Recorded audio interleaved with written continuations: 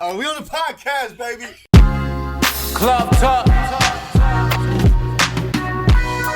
Jay Brody. Yeah, baby, it's that Club Talk. Yeah, baby, it's that Club Talk. You're now listening to that Club Talk. And now, your host, Jay Brody. 1, 2, 1, 2, ha!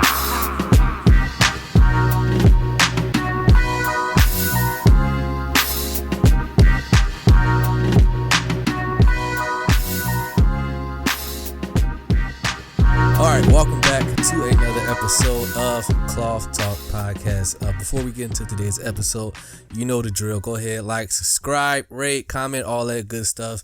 If you're listening on iTunes and all the streaming platforms, go ahead, leave me a review, rating, hit that 5-star button for me. Help me out, move me up in the rankings. If you are watching on YouTube, go ahead and drop a comment, like, and subscribe. All right, today's guest, if you've been rocking with me for a while, you may have seen this cat about 2 years ago. Had him on a podcast, and I blame him for now. People think my fucking podcast is a hip-hop podcast. We game changers, bro. Right, Jon Spreez is his name. It's true. You know, after that episode, it was just artist after artist, manager of artists, all these people just in my inbox comment like, yo, how can I get on your podcast? How can I get on? I'm like, it's not a hip hop podcast. I appreciate it, but it's your fault. They like to look good. Is that what it is? You gotta make me look bad this time. All right, everybody get this video thumbs down. We don't like that guy. Right. But it was just, I'm like, should I like make this a hip hop joint? Like, no, I can't do that. Don't do that. But yeah, it was just weird after that. Do you feel like that way? Like, it's like, man, like, shit, I mean, I guess. I feel like it's one of those things like, are artists actively looking for platforms to like do that? Absolutely. Do you think that's what it is? Once they seem like, oh shit, he made dude look good. It's not even just artists though. It's people, period. They just want a platform. Yeah, that's what all of that is anyway. Everybody want to be a little bit famous. Yeah. You know what I'm saying? Oh yeah, you see me I was on Cloth Talk. You know what I'm saying? We talk about the struggles of the black man. That was me, baby. That's right. You did cause a little controversy when you said, I don't know if you remember saying this. You said that you'll never put Eminem in your top 5 or top 10 for the fact because he's a white MC. Remember saying that? I do recall saying Do that. you take this back now? Are you still standing on that? You doubling down? I don't take it back. 2 years later, reflect on that comment. I don't take it back. You still believe that? I wouldn't put him in the top 5 because of it.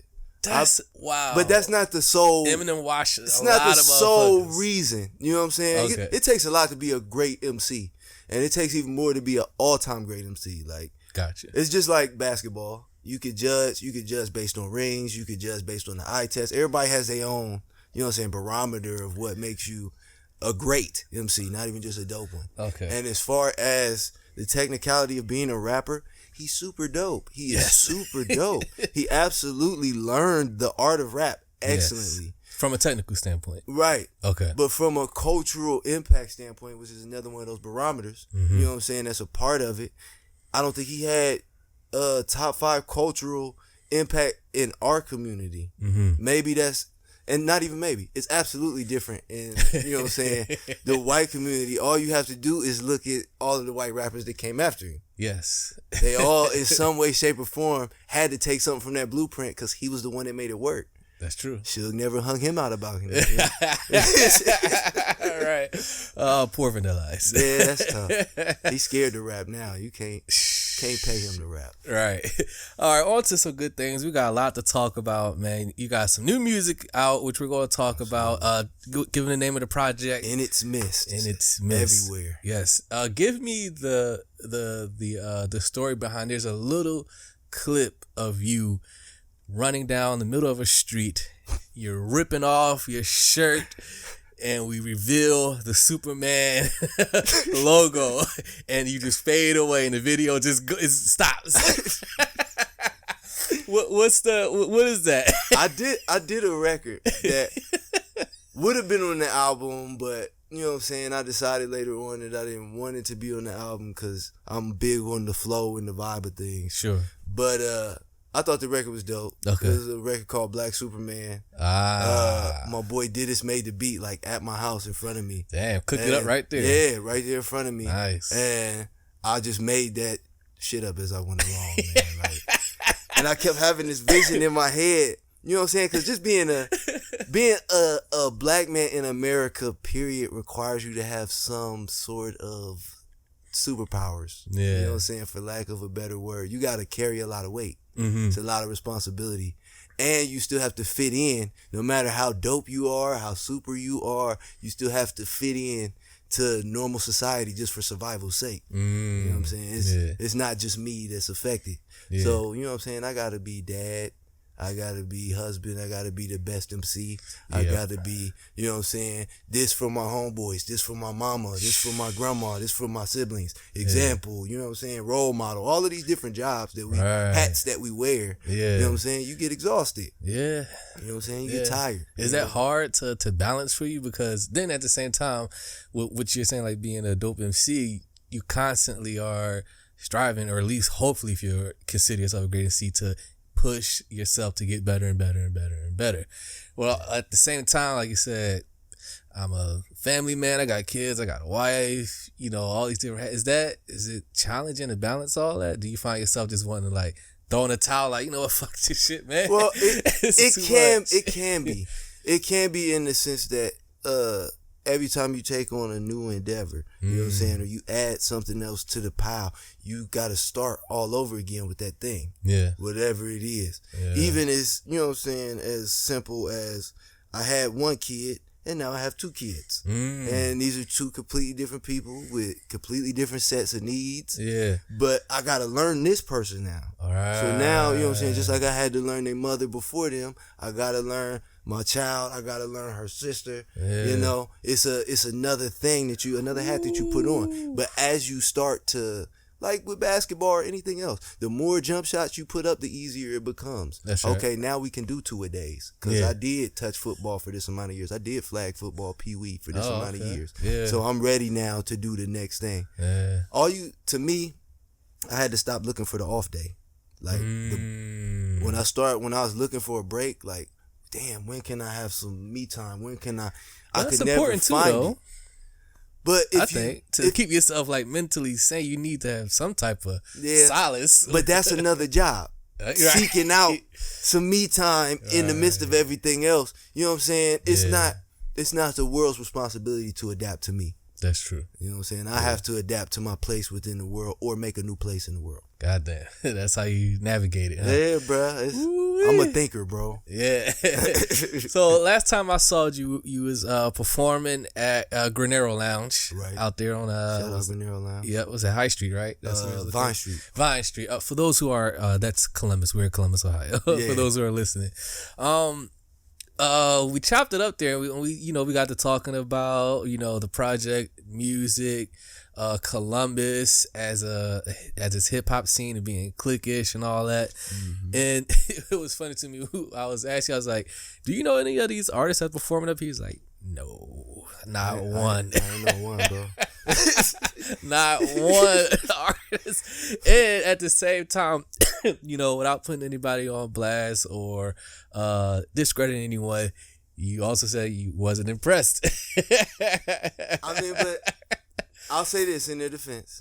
My bar is a little bit higher because this is my industry. Yes. You know what I'm saying? It's my job. Yeah, and you're not for play. You're not in this for play. Yeah, I've been in it too long to play with it. Yeah. I've had to justify it to too many people. Yeah. For those who don't know, like, how long have you actually been like putting out music professionally? Like, I say when we got to the internet age, you know what I'm saying, as opposed to, because we lucky enough to be in the generation that was in both time periods. That's right. So by the time we got to the internet age, I was like 19. I was in college.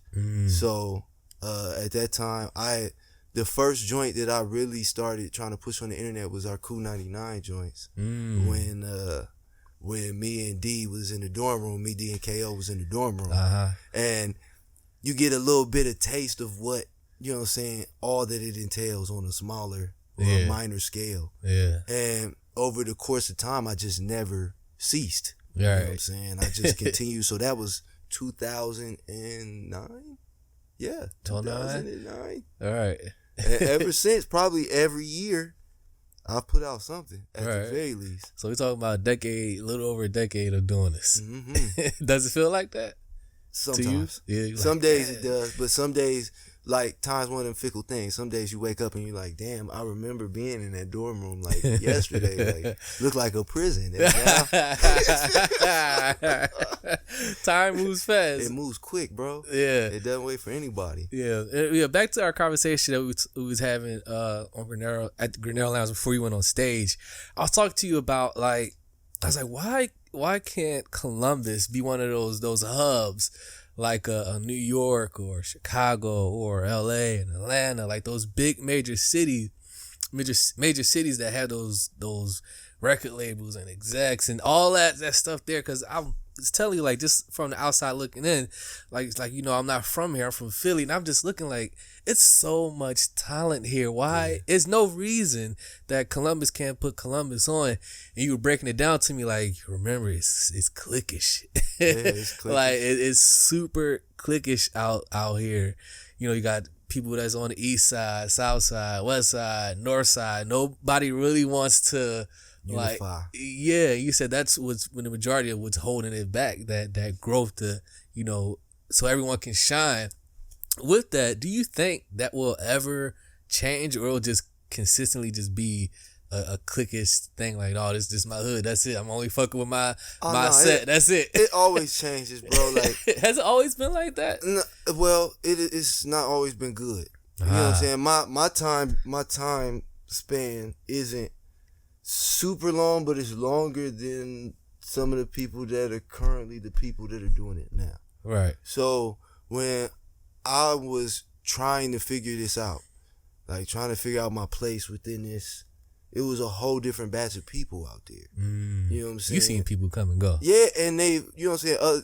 When you get older and time passes, you do things like have kids and buy a house, and now you got all of these responsibilities where if this isn't generating anything for you, you got to make a decision. So a lot of those people have come to that point where they had to make a decision. There was a time where you couldn't go to a club in Columbus without it getting shot up. Or, you know what I'm saying? We couldn't get no acts to come here.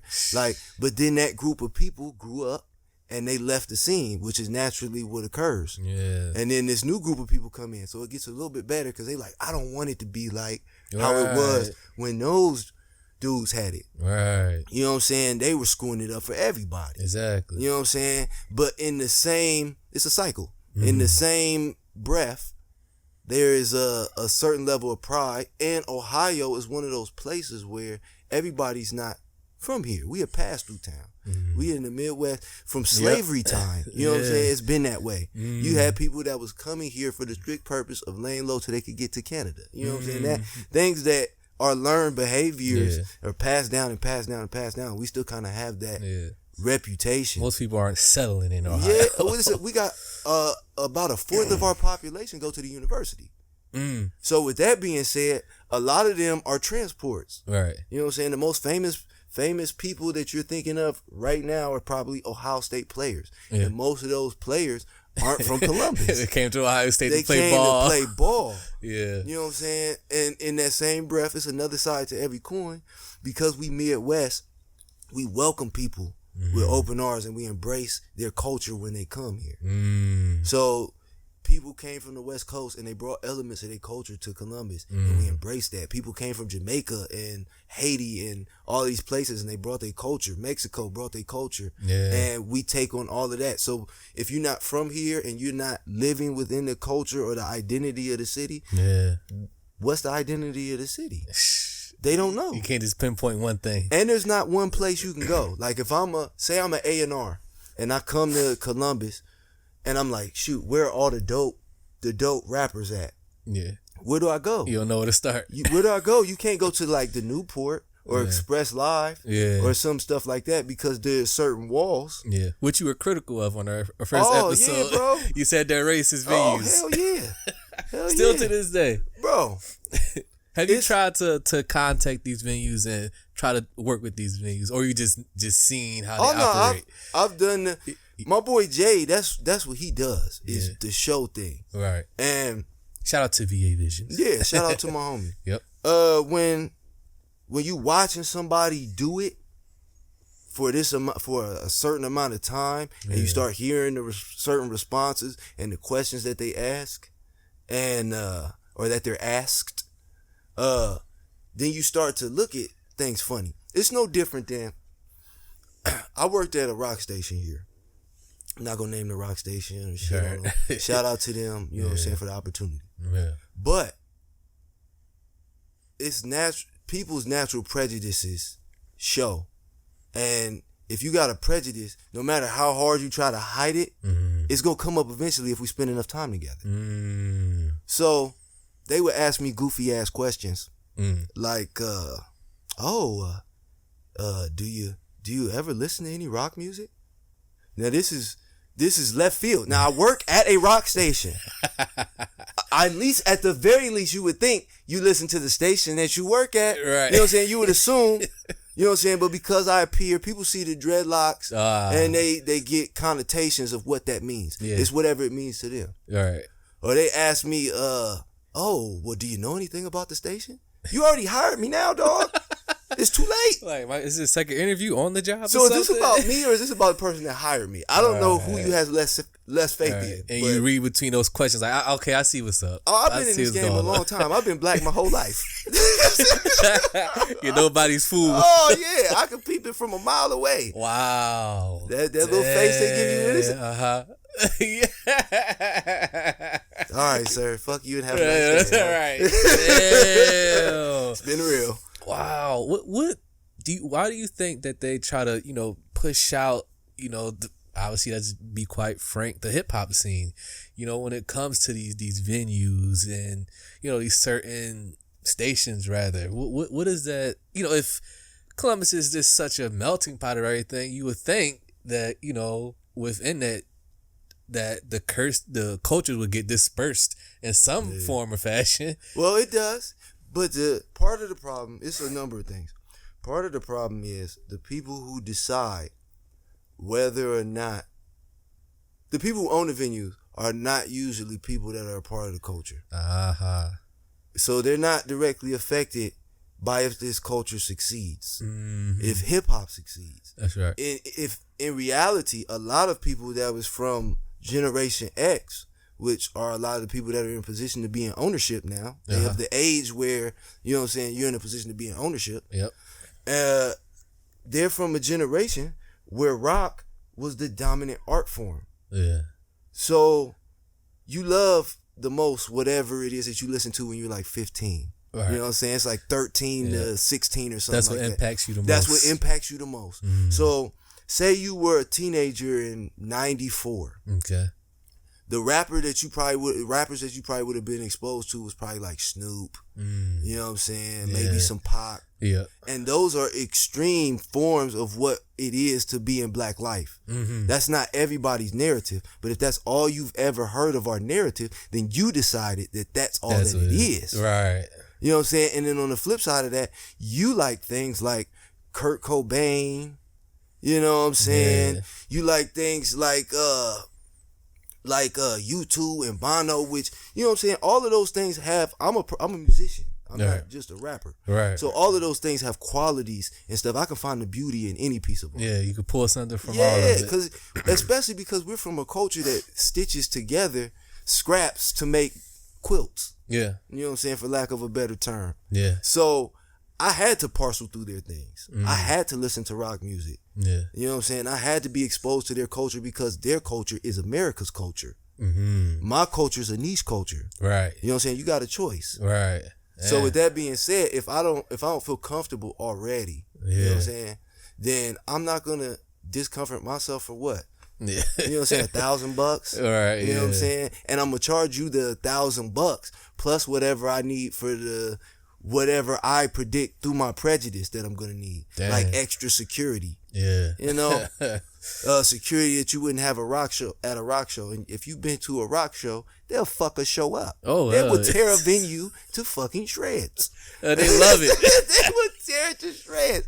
And the owner be in the back, oh. All right, like, but it's his culture, so he can expect that, he can plan for that, and he can be comfortable with that, because he can look at those teenagers or those young adults and be like, that used to be me. He doesn't look at us and see that. Yeah. Damn, that's sad. I was just thinking, like, curious, like, going back, like, listening to this new project, which we're going to talk about shortly. I know y'all waiting, like, talk about the project. We're going to get to that. We're going to talk about the new project. We got a lot to cover before we get there. But listening to this new project, I went and doubled back and I listened to some of your earlier stuff, some of the stuff that I can dig up and find, like some of your stuff on SoundCloud, like Tribal and all those stuff. I was going back, just like listening. I was just curious, like, to ask you, like, because I can hear it. Like, where do you think, like, from when you started putting out those early projects to like now, your growth as an artist and as an MC? Because like you can hear it that this man lived a lot of life. like you can just hear it, and the quality of the music is better. The mixing and like all that like is improved. And I was just wanted to ask you that, like, how did you feel? You know, can you tell the growth in your music? It takes time. Yeah, it's like being in the same room with another person every day for a year and they gain 30-40 pounds. Yeah, you don't notice when it happened. Right. You just notice that it happened because you watching it every day. Right. So like when I make music or when I'm working on music, I listen to it constantly because I'm constantly critiquing myself or constantly looking for, oh, there's a gap here, or I could have added this here. And you do that enough, then the next time that the project comes, you've learned that skill or you applying that knowledge. Yeah. Not to mention, I was able to, or I was blessed to encounter people along the way that cared enough to be honest with me. Uh-huh. You know what I'm saying? They cared enough to be honest with me, and not only cared enough to be honest with me, proved that they had the musical aptitude to have authority to critique me in the first place and me take it seriously. Right. Because you could talk to people, and because I care how people receive what I say. Yeah, like, you know shit, if you're consuming my shit, I want an opinion. Everybody likes to put on the bravado, though, like, I don't care, I don't give a damn, but that's not true. In reality, if you didn't care, you wouldn't create and release anything. Right. You know what I'm saying? You truly did. Why would you let it out in the first place? You don't care. Yeah. But I do, and I care deeply. Yeah. So I'm constantly asking and constantly morphing and constantly transforming stuff. So like there's certain elements like White Owls and Parachutes is probably the first project that I did where it was primarily me doing almost everything. You know what I'm saying? Like KO would come in and help. My homie B Ross would come in and help put a little input in. Oh yeah, that shit sounds tight. This shit doesn't sound that great. Right. You know what I'm saying? But for the most part, I'm in there the hours and hours and hours that it takes to make it from an idea to an actual tangible thing. Yeah. So there are certain elements of that moment in time that still carry over. And there are certain elements that don't. Like certain harmonies and stuff that I use, I find when I go back and listen, I use those same harmonies then. Yeah. So it's just honing those skills. It gets a little bit crispier. It gets a little bit better. You progress a little bit in anything that you work at. Yeah. You know what I'm saying? I always compare hip hop to two things I compare it to is stand-up comedy and basketball. Those are the two easiest as far as disciplines that I've seen where you can directly make a correlation. Kobe does 1,000 jumpers a day. I'm putting in 1,000 hours to my craft. You know what I'm saying? It's the same thing, and you could tell the difference between the guy that did the jumpers and the guy that didn't. The guy that just left practice and went and hollered at the girls, and the guy that left practice and went to the weight room. Right. I was always the weight room guy. Yep, getting it in. Yeah. Wow. Let's do this. Let's take a quick break. Play a track off this album. I don't know what I'm going to play now because I'm going to edit all that in. But enjoy this record. Where can they find the project at again? Let them know. Yes, wherever you like to stream your music, all of the big names, Spotify, Apple, Tidal, YouTube. which I've had to holler at YouTube because they got a tendency to plug in other people's stuff into a playlist, but that's neither here nor there. That's algorithm nonsense. Nightmare for artists. But yeah, all of the streaming platforms, we got music pretty much everywhere. Yep. Go get that. We'll be right back. Cloth Talk Podcast. Something always brings me back again, and I can't leave. I can't leave. Back again. Back again. Something always brings me back again, and I can't leave. I can't leave. In love with the suffering like masochists. Potato sacks I'm fastened in for fasting in. Someone told me once that we're just gases passing flatulence. Maybe in the past I was too compassionate or an arrogant ass. Prefer it when my ass gets whipped to when my ass gets kissed. Be real with me. The itch that addicts get. Feelings like Anne Frank, hidden in the attic shit. Surrounded by the plastic flex and feel that lactic acid. Don't ask me what's the matter. I lack the vernacular to break it down in the chatter. The monkey found his banana, but still he's eating the peel. Refined print won't reveal, makes you pass on the deal. Yet and still you gon' kneel for moments you can revel in. Details got the devil in, but I'm sick and tired from this shit that I've been shoveling. Fearful for the future like America fears Muslims. Making something double it, just to end up discovering you still a nigga in Dublin and you're back again. Back again. Something always brings me back again, and I can't leave. I can't leave. Back again. Back again. Something always brings me back again, and I can't leave. I can't leave. You ask me for advice, but nigga, who am I? Sunday I'll be preaching, Monday I'm pondering suicide. Talking to this diary like you inside. Boys ain't supposed to cry, better look alive. Truest lies, fantasies get shattered cause your Superman's been humanized. They complaining when I save them, so now I just refuse to fly. Christ said love your neighbor, and for papers he was crucified. When they come to get you, they gon' kiss you. It's love when it's beneficial. They start spilling pent up emotions, been holding while knowing it's been an issue. That's what I mean when I say I can see the bitch within you. So we ain't got too much in common. Sorry I missed the show, I meditate like Dalai Lamas.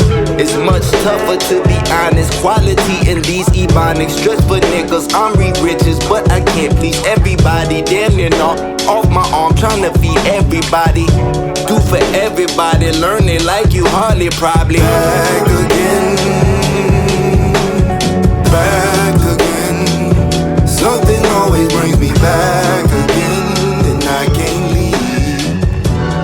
I can't leave. Back again. Back again. And we're back, just like that.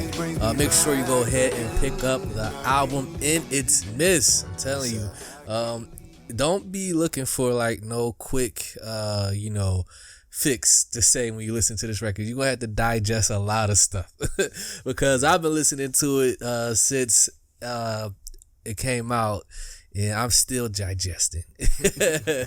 22 records on this, and 20 total. Yo, yeah, 20 total, yep. But yeah, go grab that. You'll be, if you like hip hop, this is for you. What I wanted to talk about to you also was when I was telling you I was going back listening to some of your old stuff. I'm always catching these little lyrics and stuff, and I think we talked about this the first time that you were on the podcast. You being addicted to marijuana. Yeah. Are we still addicted to marijuana today? What's going on? I was just curious. I wonder if he's still addicted to marijuana. I still partake in cannabis. Okay. But you said it was to the point where it was affecting your marriage, your relationship. I was like, God damn. Well, your habits affect your daily life.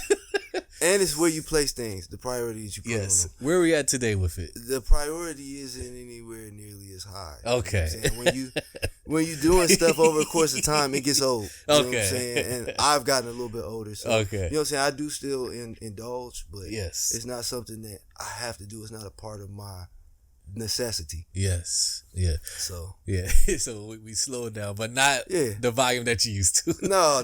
You got to place things in the proper place. Yes. That's the main thing.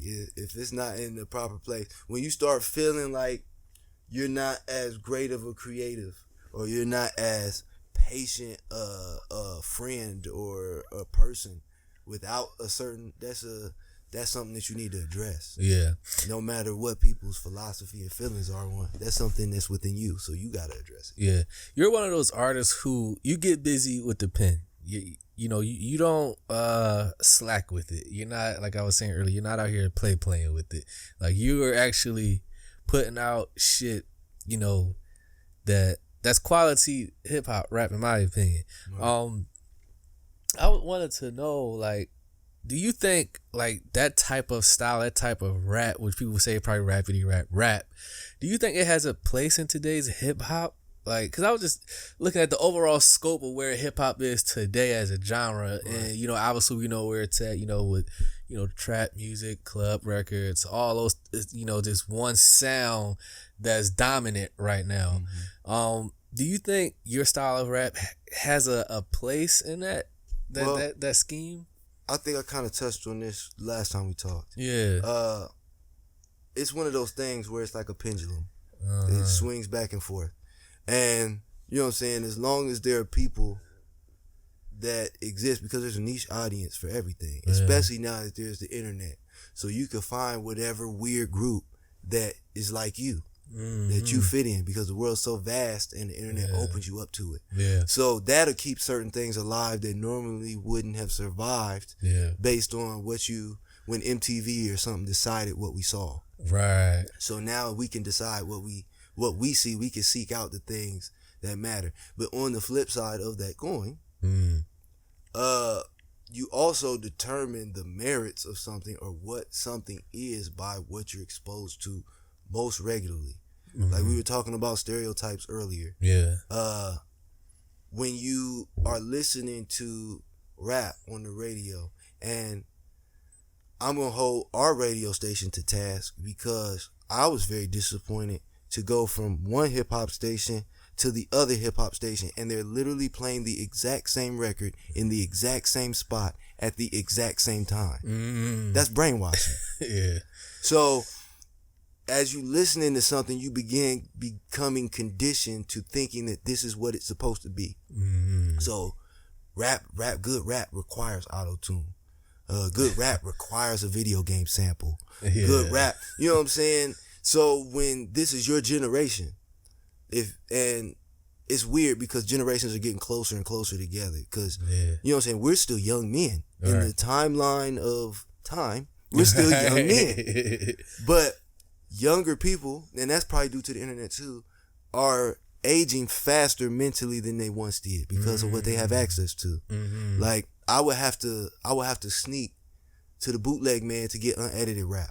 All right. So it was always the most hardcore gangster stuff that you could get, because that's what I had to seek out. Yeah. Like my mom would buy me albums. It'd be like the best of Will Smith or the edited version of this, that, and the third. Right. I don't want this. I want to hear what he's really saying. Yeah. You know what I'm saying? I want to hear that 300 bars and running. Oh yeah. I want all the slurs. Yeah. Yeah. So you begin to believe that this is what I need. But in that same time span, everything changed. Yeah.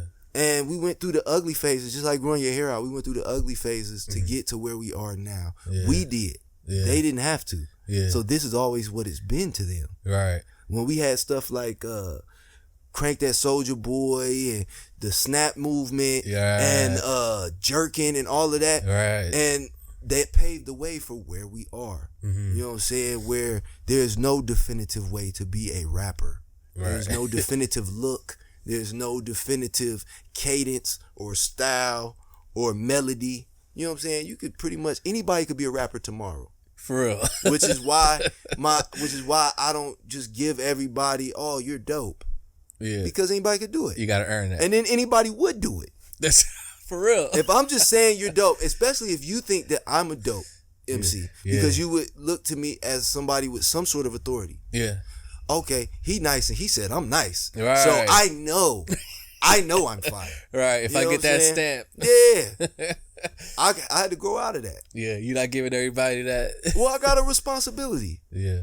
If I care about this art form, then I should care about how this art form is represented and what this art form is telling me and the people around me. Because rappers have more influence than anything that I could tell you conversationally. Word. That's real. Because they doing that in their own time. Yeah. Is that frustrating to have to feel that way? Like, damn, like this shit is like not getting appreciated the way I want it to. Like, as far as like your style of rap, like lyrical rap, storytelling, like that authentic, like hip hop stuff. Like, it's not the fluff. It's not. And I want to ask you about that later on about staying true to your style of rap. Like, does it ever get frustrating? Like, y'all don't get it, man. Y'all really not getting it. Because when we were at the show at Granero Lounge, and after you got done performing, I was talking to Jay, and I was like, oh, they don't get it. Yeah. He's like, they're not listening. Because like you said, your shit. You got let me go back and catch that. Like, oh, okay, I got it. Like, is that frustrating? Like, when you're out there like performing or you're writing your shit, you're like, damn, I wonder, are they going to get this? Like, I always try to make the most well. This shit complex. Yeah, I try to make the most well thought out pieces fit together as I can, because I want to be able to accurately convey an idea. Yeah. Because I don't control how it's received. Right. So I got to make sure that I'm very specific. Yeah. And to a certain extent, it can be frustrating because, of course, you desire to be appreciated in your lifetime. Right. Nobody wants to be a Vincent Van Gogh. You know what I'm saying? Where you driving yourself crazy. Like, I know that I can do this. Yeah. I've been doing this. Right. You know what I'm saying? Then you on the edge. Yeah. But it's about putting things in the proper perspective, which at times I've had a hard time doing. I know that things are more appreciated after their time period than they are in the moment. Because we live in a lot of historical moments right now. You know what I'm saying? We've been through a lot of history in a short amount of time. Yeah. And so much so that it's taken for granted. I was watching something on ESPN. It was about college football and all of these games of the century. Okay. Because we slaves to the moment. Anything could be a game of the century. Right. You know what I'm saying? So to speak. Yeah. So if I get so caught up in, okay, they didn't feel this album, you know what I'm saying? You're not going to want to do it anymore. Right. You're going to get tired of it. Hey, did you have moments like that where you just... All the time. Constantly. I'm done. Constantly. Really? Yeah. What kept you going? Because I don't... You love it that much? To a certain extent, yes. Yeah. And to another extent, I've molded myself to be this. So, what else do? You know what I'm saying? When this is what... It's like that scene when Boobie Miles was in the car after he broke his leg. And he's talking about, all I know how to do is play football. Right. What am I going to do? All I know how to do is this. Yeah. You know what I'm saying? I'm a jack of all trades, but I've mastered this. Right. So to master something, you want it to be what it's supposed to be in your mind's eye. Yeah. That doesn't mean that it will be. So maturity is accepting that it'll be whatever God has decided that it'll be. Yeah. You know what I'm saying? Yeah, that's dope. Let's get into this project. Let's talk about this creation, the title. Let's unpack it for the people. Yes, without giving too much away, we'll highlight a few songs here and there because I want people to go out and buy the record. It's dope. So InItsMidst is the title. Let's talk about the title. Why InItsMidst? I mean, self-explanatory. Yeah. I mean, well, you know what I'm saying? But from the creator's point of view. Yeah, I try to make everything piece together. Like, even from the cover down to the title, down to what was really going on, because I try to make my music reflective of my life.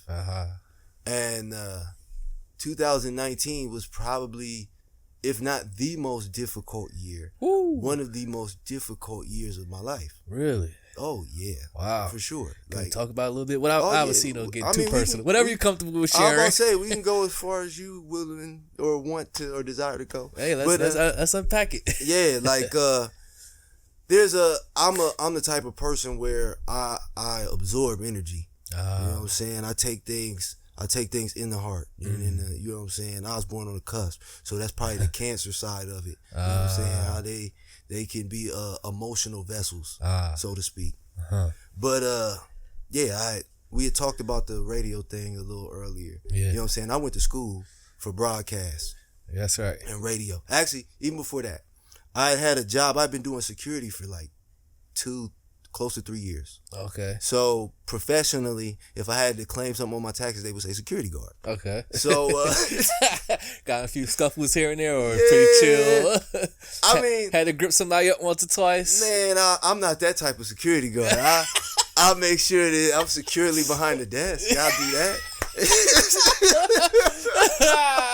yeah, gripping nobody up. Bruh, pulling they out had that. They thought they was cops. They was getting snatched up in the whip and smacked around. I bet I know. I make what, 13 an hour? Right. I just need to see your badge, Yeah, man. like shoot, you ain't got the badge, bro. Like I ain't gonna fight with you, but you not gonna get in here. You gotta be able to open the door. Right. Damn. But yeah, I've had this job. Yeah. Now I've been there close to a year, and there it goes back to certain ways that people perceive you, and they treat you the way that you're perceived. So Once it was again, one of dreads. those. Yeah, it was one of those situations where they perceived me a certain way. So anything that I would do would be chastised. And I'm a full grown man. You know what I'm saying? I'm here punching a clock just like you. Yeah. Outside of this uniform, outside of this suit, you have no more authority over what I'm about to do than I have over what you're about to do. Right.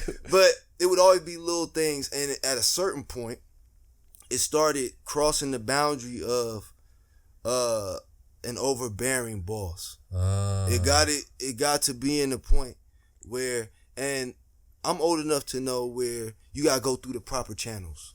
You can't just, a young man reacts. You know what I'm saying? Something happens, I would have snapped off.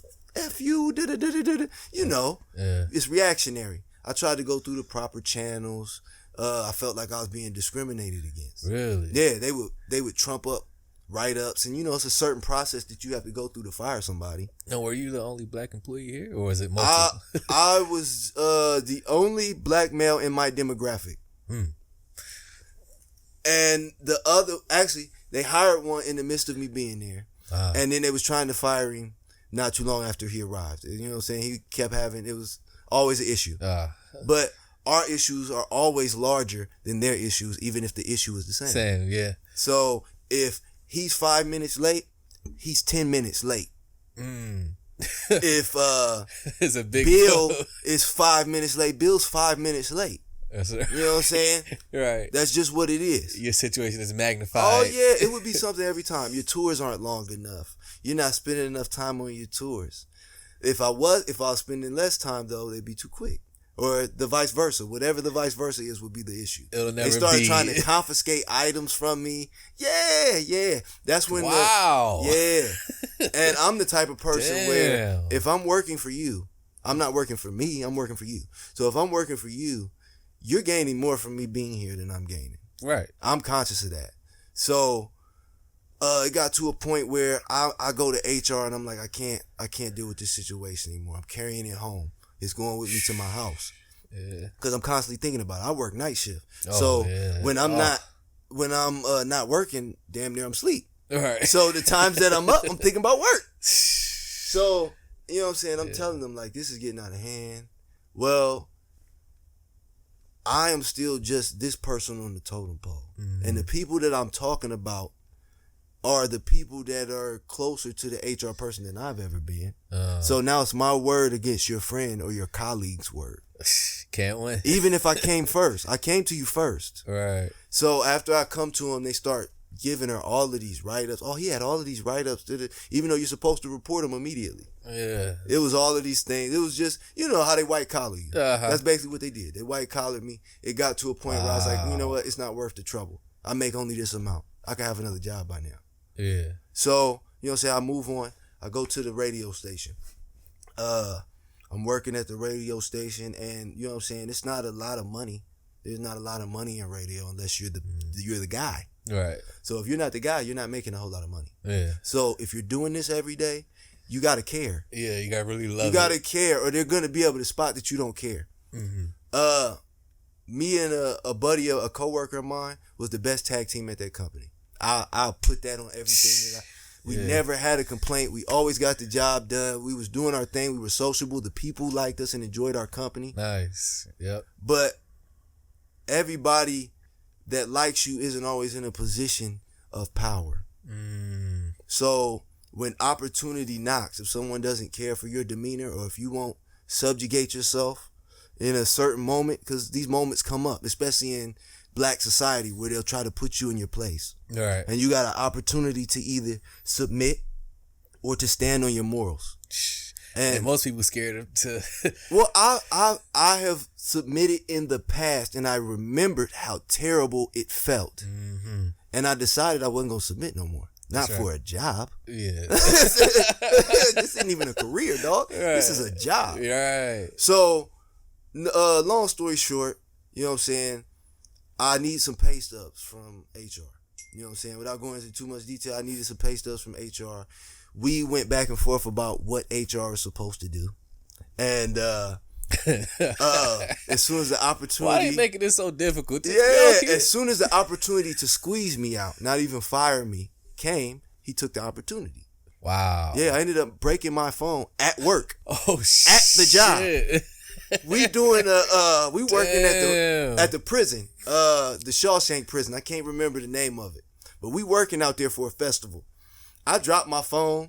I took a picture in a cell where a man had burnt himself alive. Holy shit! Now I had already had a crack in my phone, but it still was working. I took that picture. By the time we get to the van, my screen is done. Damn, it's done, bro. What the fuck? But I've always kept my obligations. I would still show up to work on time. So I'm showing up to work. They have other people there to do my job when I show up there on time. Like, I wasn't late. I didn't call you and tell you that I wasn't coming. Right. You know what I'm saying? They just scheduled someone in my place. What? So the first time they kick it to me like this, they try to play on my sympathy. Well, she drove all the way out here from such and such. Okay. You know what I'm saying? I'll take the first one on the chin. Right. So, all right, she can have the shift. Just let them know I came in here because I need to be paid for the hours that I was here. Exactly, right. You know what I'm saying? I'll let her do the bulk of it and get her money. Yeah. But I need to be paid for my time. I drove up here. Right. So, that comes and goes. The next scheduled shift comes up, and I get there. The van's gone. Yeah, the crew gone. I'm like, okay, I know I had to work at this time. I know I'm not late. Right. So what's going on? Man, check my schedule. I'm tripping. Like, bruh, I guess they moved the event up. And they told me via email, right? Okay. Which would have been cool, but I ain't really checked the corporate email like that. Now, mind you, they have my email, my direct email, and when dude was trying to get in touch with me to tell me that they was going to indefinitely suspend me for my phone situation, yeah, he called me. He called my wife. Yes, bro. Sent her a text message like, have Jonathan call me. Have Jonathan call me. Right. All right, bro. Now I'm thinking, you know what I'm saying, I'm taking it some type of way. You're like, what's really good? And the tone of, you know what I'm saying, the tone of our exchanges is always fishy. It's a little tension. Yeah, well, it's not even on my end. Because to a certain extent, I always come into a situation, what would be a good word? Graciously. Graciously, okay. I always come into it graciously. Right. So if there's any hostility, it had to come from your direction first. Okay. So you feel a type of way. You're not bringing that energy. No, and definitely not in the corporate society because I got children to take care of. Exactly. You know what I'm saying? But I also won't submit to you. That's right. You know what I'm saying? We was watching a video before I came over here, me and my wife, of some lady getting her ass whooped at Popeyes. Getting her ass whooped. Oh, man. But, you know what I'm saying? You know how they get that in some white people will have entitlement. I deserve this. This is mine. They'll let that nigga word slide. You know what I'm saying? She let that nigga word slide, and the whole staff whooped her ass. You know what I'm saying?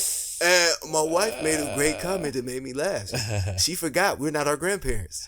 We not. You're not gonna sick a dog on me. If it's me or the dog, it's definitely gonna be the dog that's gotta go. The dog's gotta go. I ain't gonna go. He's got to go. I'll say it for you. He's got to go. Shit. I'm a human. Right. I'm a human being. Fuck. Damn, that's fucked up. Yeah, but anyway, I got Tennessee to go track. Oh, yeah. Back to the radio gig. So, you know what I'm saying? All of this happens with the job. And I was, in my heart, I'm thinking I'm finally in my industry. You know what I'm saying? Things are moving like they supposed to. Yeah. Me doing all that time in school, it mattered. So when it hit, you know what I'm saying? It hit. Like, damn, yo, they took this from me. You know what I'm saying? It was only this amount of money, but it was the principle of what it represented in my life. Right. So I'm going through all of these things. Simultaneously, my wife is going through all of these things. Because your spirit affects the spirit of the household and vice versa. Her spirit affects the spirit of the household. That's right. So if I'm coming in here and all the time I'm defeated, the world has whooped my tail every day that I've went out into it for this amount of time. Yeah. Your confidence isn't what it was. The fire that you had for life, the vigor is absent. Yeah. And you become self-absorbed. How do I get out of this? And then it would be one thing after another. So after the job thing. This is all in 1 year. This is all in, and it's not over yet. The year's not even over. So after this. Jesus. A close family friend from when I was younger dies.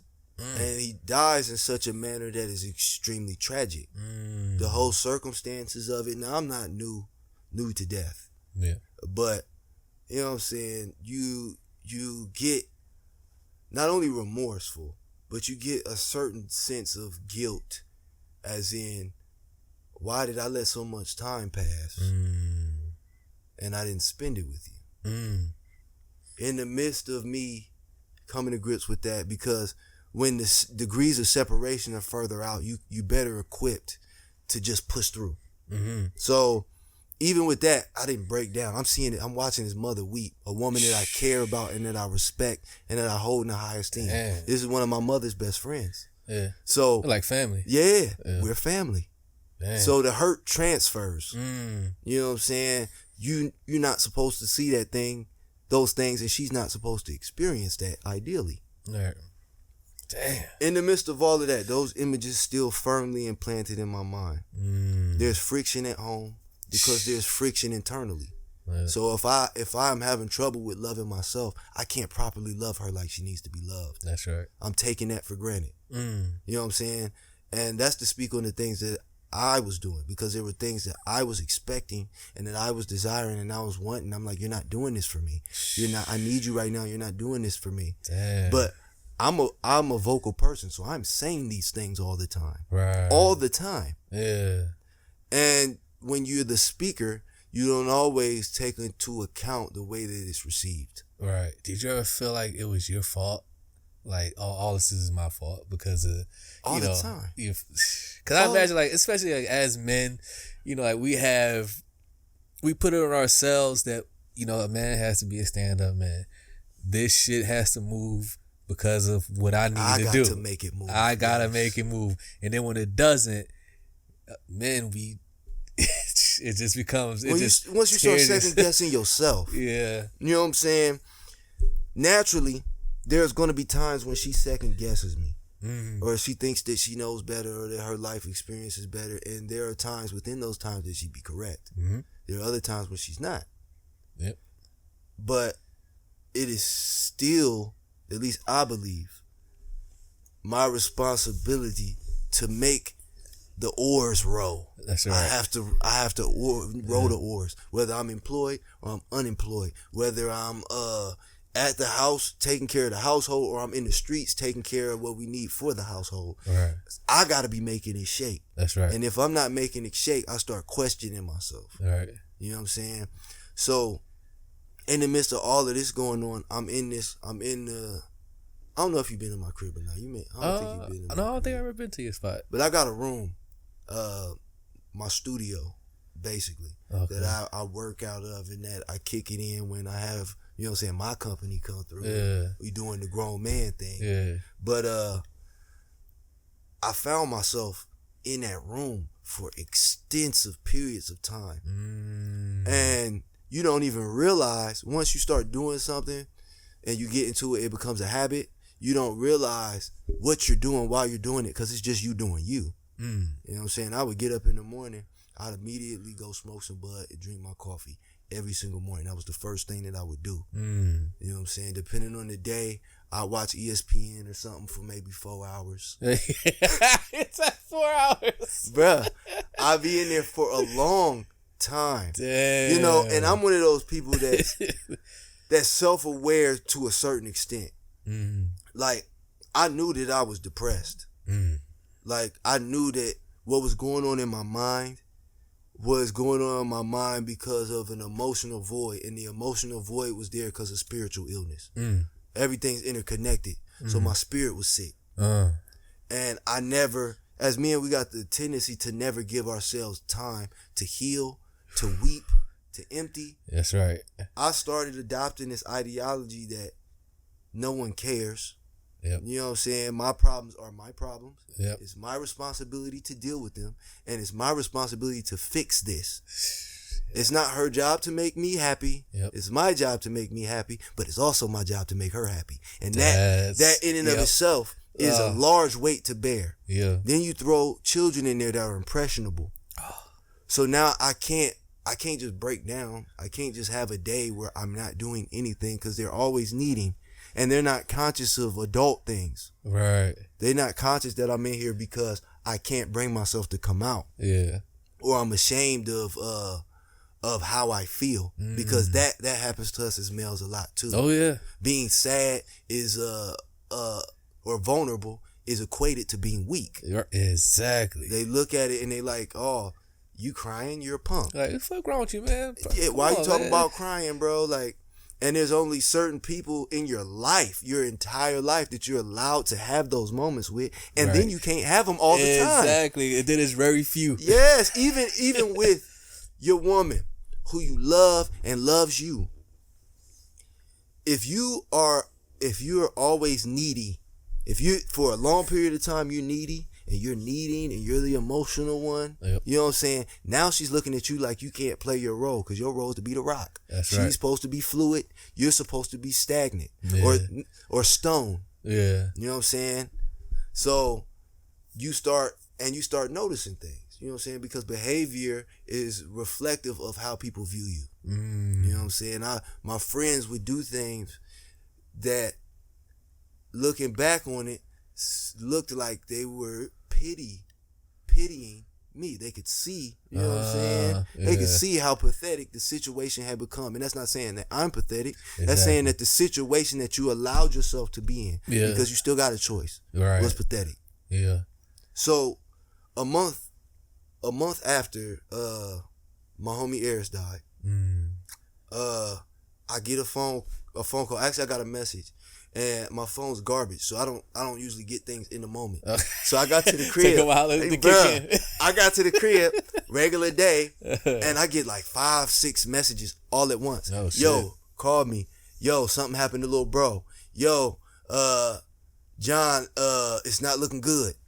So I'm like, all right, you know what I'm saying? Yeah. So I called my sister. Now, mind you, my father and I have a tenuous, I don't know if that's even the right word. We don't have the warmest relationship. Okay, to say the least. To say the least. Okay. And now that I'm a man, I can see the responsibility that I have in that, because I still have a choice. Yes, you do. But you also still harbor certain things. You know what I'm saying? The boy that still lives inside of the man still harbors resentments for certain things that boy needed, and they reflect today in the man that he is. There are certain shortcomings that I have, you know what I'm saying? But on the flip side of that, there are certain habits that I did not inherit, right? Because we didn't grow up together. So the type of man that I became is not a direct reflection of the type of man that he is. Yeah. And that's not to say that he's a bad man. Exactly. Or anything else. It's just we different men. There you go. So what's important to me and what I think makes me righteous and a good man and upstanding may not be the same thing. You know what I'm saying? And now he's at an age and a time period where he's realizing all of the things that happened in life and all of the time they missed. My father has 10 kids. I'm the oldest. Wow. My mother has 4 kids. I'm the oldest. So I'm the oldest of 14 children. 13 children. 14, something like that. Count yourself. Yeah, I can never remember, bro. It fluctuates. Just to tell you how shaky the situation has been. It fluctuates. Dang, 14 but kids. Nonetheless, being the oldest, you inherently feel a responsibility towards those that came after you. I love my siblings dearly. Of course. So even though we don't spend the time that I would desire us to have spent together, their day-to-day lives, activities, and well-being affect me because I care. Yeah. And I don't know how much they care, but that's not my responsibility. My responsibility is how much I care. Does it seem like they do? More so now than in the past. Okay. Because we've had different understandings of who I am and different understandings of who I am to our father and who I am to them. Right. Because those things correlate. Yeah. Whether we ever admit it or not. The choices that he made and the choices that now we are making directly impact how our relationship is. Yeah. But we flesh it. It sounds like your dad is a young father. Is he older? He was 18 when he had me. Okay. It sounds like he got started fairly young. Yeah, he was 18 when he had me. Okay. So I've been 18. You know what I'm saying? And I couldn't imagine being a father at that age. All right. But I also have been a father. That's and right. I couldn't imagine not being there for my kid. That's right. You know what I'm saying? That void, or even letting somebody else fill that void, like some Russell Wilson Future type shit. Oh, man. That would eat at me as a man. That's part of my pride. You know what I'm saying? It's flesh in my flesh. Yeah. But anyway, she sends me the messages. Yeah. You know what I'm saying? I'll just give him some backstory. Yeah. So we didn't grow up together. Okay. But you know what I'm saying? I know that she cares about me and she loves me. And when she calls, I'm gonna answer. Mm-hmm. So and that goes for all of them. Yep. But I call her back and she tells me, yeah, our brother died. He was down in Texas. They pulled him over or something. It gets hazy when you weren't there. But something to the extent of they pulled him over. They were doing a traffic stop and he had a warrant. Now, my brother had issues with the law previously. Okay. But, you know, when you're young, you make choices out of desperation and you make choices out of just being naive. Yeah. I think I can make this work. I don't care if it didn't work for him. I can make this hustle work. Yeah. I can make this scheme work. And I know because I was that person too. Mm-hmm. You know what I'm saying? I tried.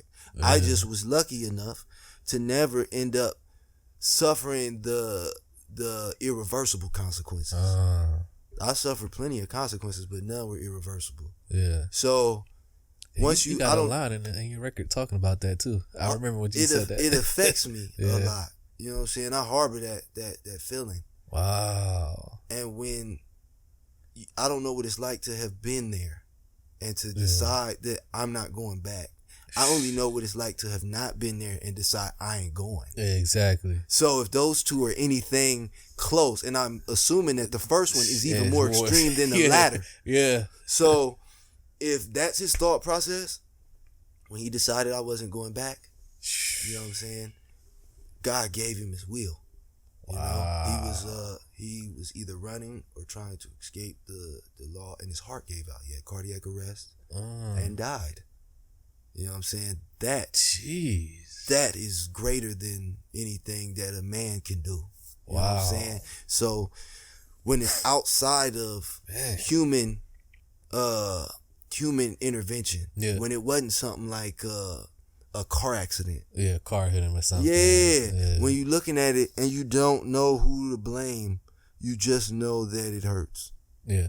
So. Wow. And out of all my siblings on that side of my family, I knew him the best. We worked together for my father. Oh. Yeah. And he's significantly enough younger than me that that responsibility feeling, that guilt kicks in. Well, maybe if I cared just a little bit more. Yeah. You know what I'm saying? Decisions would have been made, excuse me, differently. He wouldn't have had to feel as if, you know what I'm saying, I had to do whatever the scheme was. He might have called me and been like, hey, bro, I'm thinking of doing this because our rapport that good. And I could have been like, yo, we did this and this is what happened and it sucked. Right. And he'd be like, oh, yeah, that was stupid, though. I'm not going to do that. Right. You know what I'm saying? But you don't know because you don't know. Damn. So all of those scenarios are running through my mind like, damn. And you don't realize how much a person means to you till you can't tell them how much they mean to you. So I'm in the bathroom and I just collapsed. It just all hits me at one time. Damn. So after I get past the initial shock of my brother being gone, I immediately started feeling the anticipation of having to deal with the awkwardness of the relationships that I have on that side of the family. So the dread, you know what I'm saying? You create scenarios in your mind. So the dread and the pressure kick in. Yeah. So I'm telling myself, I got to do this alone. So I go to the funeral. You know what I'm saying? I get through it. We link up at my father's house. We do all of the preliminary. You know what I'm saying? We need to be better at being a family. All right. But people take for granted how long it takes for a wound to heal. And it's always longer than it takes to create the wound. All right. One decision, the wound's there. And saying that, like, it just makes me think, like, I hate that it has to take death to bring us closer. Yeah. Like, why does it have to take someone to be gone for us to act like a fucking family? And then it don't always last, which makes it even worse. It's like, what? Like, for real, like, why does it take, you know? It's the nature. Like, we family, period. Yeah. Like, what the fuck? It's the nature of people thinking that whatever they've got going on is more important than whatever the other person got going on. And people aren't honest enough to be like, I need you right now.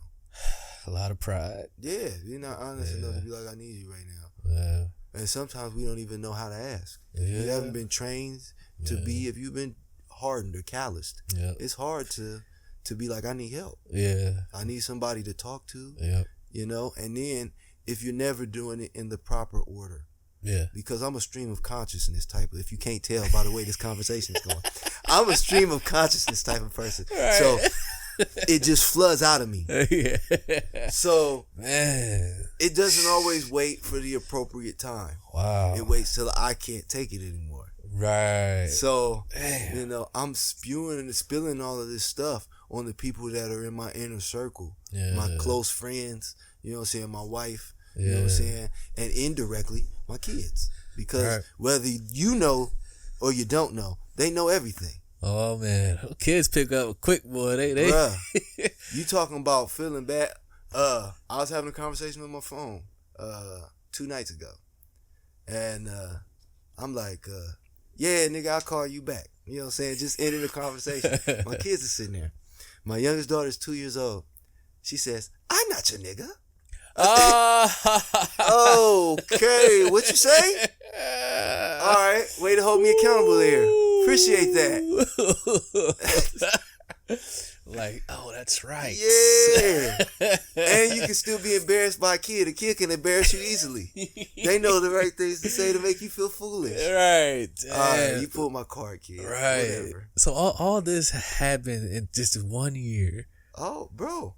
It's more? Right after that. Goodness. 2 months later. Wow. I don't even think it was 2 months. So wait. So before you get to that one, like, as you know, all these unfortunate events are happening and this short time span, are you still making music? Oh, yeah. Jeez. I'm still listening to and actively curating and writing and recording and trying to mix. And I'm not an engineer by trade. All right. I've learned pieces of it, but I'm not an engineer by trade. Yeah, you said you mixed and mastered, recorded this whole thing yourself. For the most part. Yeah. I say about 85 to 90% of it. Mm-hmm.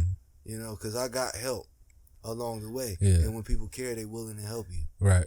So, or when they see something in you. Right. That's the other thing. Yeah. They see something in you that's greater than yourself. They're willing to go out on a limb a little bit more to help you. Right. And I've been blessed enough to have people placed in my life. That's good. You know what I'm saying? That care. That give a damn. That's good. So so something else happens again. Yeah. You said 2 months after that? Yeah, maybe not even that long, bro. Like one of my closest friend's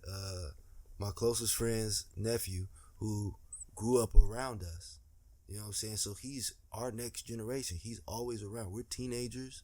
You know what I'm saying? He's always there. He's always over there. He's picking up our slang. We laughing. We tease it a little bit because he's our little guy. You know what I'm saying? That was the first of our next generation. You know what I'm saying? And there's always, I was somebody else's next generation. I would be 14, 15, around my uncles and around Joe and Jay and, you know what I'm saying, whoever, not JVA, but, you know what I'm saying? Okay. But, you know what I'm saying, around those people. You know what I'm saying? Looking to them like, yo, like, okay, this is how you do this, this, and this. This is what manhood looks like. Because you see it, and we weren't so old where it was stupid, the things that we were doing. Because a kid would look at stuff that adults do and be like, yo, that's dumb. Right. What we were doing was still the cool thing because we were close enough in age that you could appreciate it. So I get a call from my homie Ty, and I'm in the grocery store at the time. So we shopping, you know what I'm saying, doing that thing. And he's like, yeah, Lil Ricky, that was my brother BJ's nephew. Okay. You know what I'm saying? He was off at college. He was shot and he passed away. And when you talking about like losing track of where you are, like I lost track of where I was. Like, you know what I'm saying? You're usually conscious of being in a public space. But it affects you more when the person is doing all the right things and they're young and it's unexpected. You know what I'm saying? Like, even with the previous two, as men, you put something out into the universe and you get back a certain result. You don't dictate how it hits or when it hits, but it's gonna hit. Yeah. You know what I'm saying? It reverberates back. And there was enough where circumstances could have caught up to you in those situations. And you can, as logical people, we try to rationalize the irrational. So I'm sitting there I try to make it make sense. Can't do it. And I was dumbfounded, so I couldn't make it make sense. You know what I'm saying? Like, I couldn't find the answer as to what the lesson that I was supposed to be learning was. Like, I felt like Job. Like, everything would be, you know what I'm saying, going wrong. So even little things that would go wrong, like I could pour a bowl of milk, knock the bowl of milk on the counter. Something simple as that. Yeah. Damn. Molehills become mountains. Yeah. You know what I'm saying? You got enough rocks on top of you, a molehill becomes a mountain. And I had all these rocks on top of me. Damn. So we got to the point, I'm going to try to put a bow on this one. But people go listen, it's like, man, I feel so bad. Yeah. And I don't even want that to be the nature. Story. Yeah, because no, but this is real life Yeah. and how it affects people. And I think is important, you know, especially black men, to talk like this, have these type of conversations, because like you were saying earlier, you know, coming up, we're conditioned, you know, in our environment to come up to just have that shell. You're like, yo, you a man, you supposed to provide, fuck all that crying shit, you know, brush it off. So you know, when you take it off, it looks crazy to it's everybody. like, oh shit. What's his problem? Exactly. I put a status up, and I never really do this. You know what I'm saying? I never really get super personal on social media. Like, I'll say certain things. But I try not to get super personal. Put all your business out there. Yeah, because moments pass. Yeah. I may feel this way at this time. Yeah. And then when the moment passed, I'm looking back at what I said, and I'm like, yo, I don't feel like that no more. Just in a moment. Yeah, this was a moment in time. But the internet doesn't know what a moment in time is. You know what I'm saying? It forgets nothing. Goodness. It forgets nothing. Right. So I put up a status in the midst of all these things going on, and I'm just basically spilling out all the things that was going on. And I'm like, I just wanted someone else to know that if you're going through something, we're all going through something. Right. You know what I'm saying? I'm going through it too. And though I have not made it on the other side, you know what I'm saying, I intend to and I will. Mm-hmm. And you will too. Yeah. Well, you can't choose how people... Uh-oh. The message that's received. Right. You can only choose what you put out into the world. You better call me right now. People, man, I had my mama putting up stuff on my wall talking about pray for my son. I got cousins I ain't seen about 13, 14 years messaging me like, keep your head up, cuz, what's going on? People calling my wife like it's something going on with your husband. Like, do we need to come over? Bruh. But in reality, there was stuff going on. Of course. You know what I'm saying? Like, that's obvious, yeah. And I didn't want that response. You know what I'm saying? But I needed to make those things tangible and real. Because when you're going through it, you know what I'm saying? If you're going through it alone, I think I hit the cord, my bad. Oh no, you good. But if you're going through it alone, you got the tendency to make everything abstract. It's not, you know what I'm saying? Could this be reality? We in the Matrix. You know how niggas do. Yep. I know exactly what you're talking about. You know what I'm saying? But if we in the Matrix or we not in the Matrix, I got to deal with what the Matrix has thrown my way regardless. That's right. Because it's affecting me in this timeline. I can sit there and reach on the back of my neck all I want to. Yeah. You know what I'm saying? But that's not going to answer. Yes, the bill still comes in the Matrix. There you go. The lights will still get cut off in the Matrix. Right. It don't care how you feeling. Life doesn't stop for Jon Spreez. Right. And it doesn't stop because somebody died in your life. You know what I'm saying? They died in my life. Yep. You know what I'm saying? To Like, somebody shit, else. rent due today. It was just another day, bro. It was just another day. Yep. You know what I'm saying? Man. My homie told me something that always held on to me.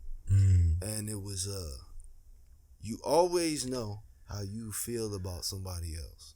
You never know how much you mean to them. You only know how much they mean to you. You know what I'm saying? Long story short. Wow. Man, that's I think we should take a break on that one. I'm with it, bro. I'm with it. Make sure y'all go grab the album, man. Oh yeah, it touches on a lot, bro. Yeah, it's a lot to unpack. InItsMidst is out right now. You said we're gonna be getting some videos soon too, right? Yes, sir. Some visuals. Yes, we are working on visuals as we speak. Right on. Right.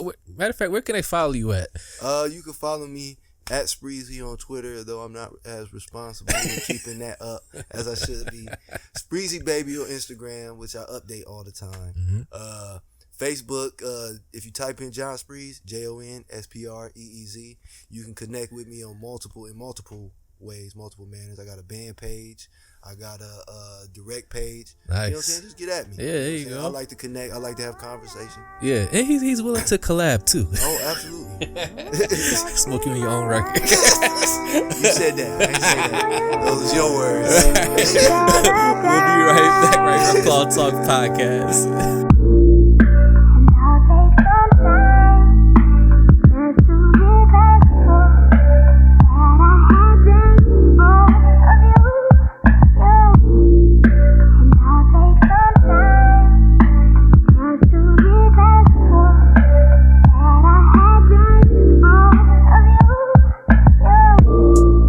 The perils of the lost and misguided. It's best when it's great and don't realize it. At first didn't recognize you gave me sight, cause I spent so much time being blinded. Yo, divine we, you remind me, can be alive and still be despondent. Please revive me, but it's lonely as a zombie. Can't happen so fast, break me down like Gandhi. But I gotta stay composed like Yanni. Many bros, lost souls and some Yanni. Friendly foes, many woes, gains and losses. Empty goals, and through it all you're my constant. Tip the scales, hold me down, I'm impulsive. My serene Simon helps me carry crosses. She sees the vultures, I fulfill the need, I bleed my peace offerings. Only since she loved me past the painful, shameful. I'm no angel, but I won't let us become strangers. We suffer, you give comfort like Joseph by the manger. Can't build up a village or break it up out of anger. Even since leaving Eden, the snakes still posing a danger. When you have a bird, you don't cage her. Try to tame a nature, this type is endangered. Claim it's some things I would change, but I'm ungrateful with no room to complain. Cause my yams and my grits are provided. Our bond may it never be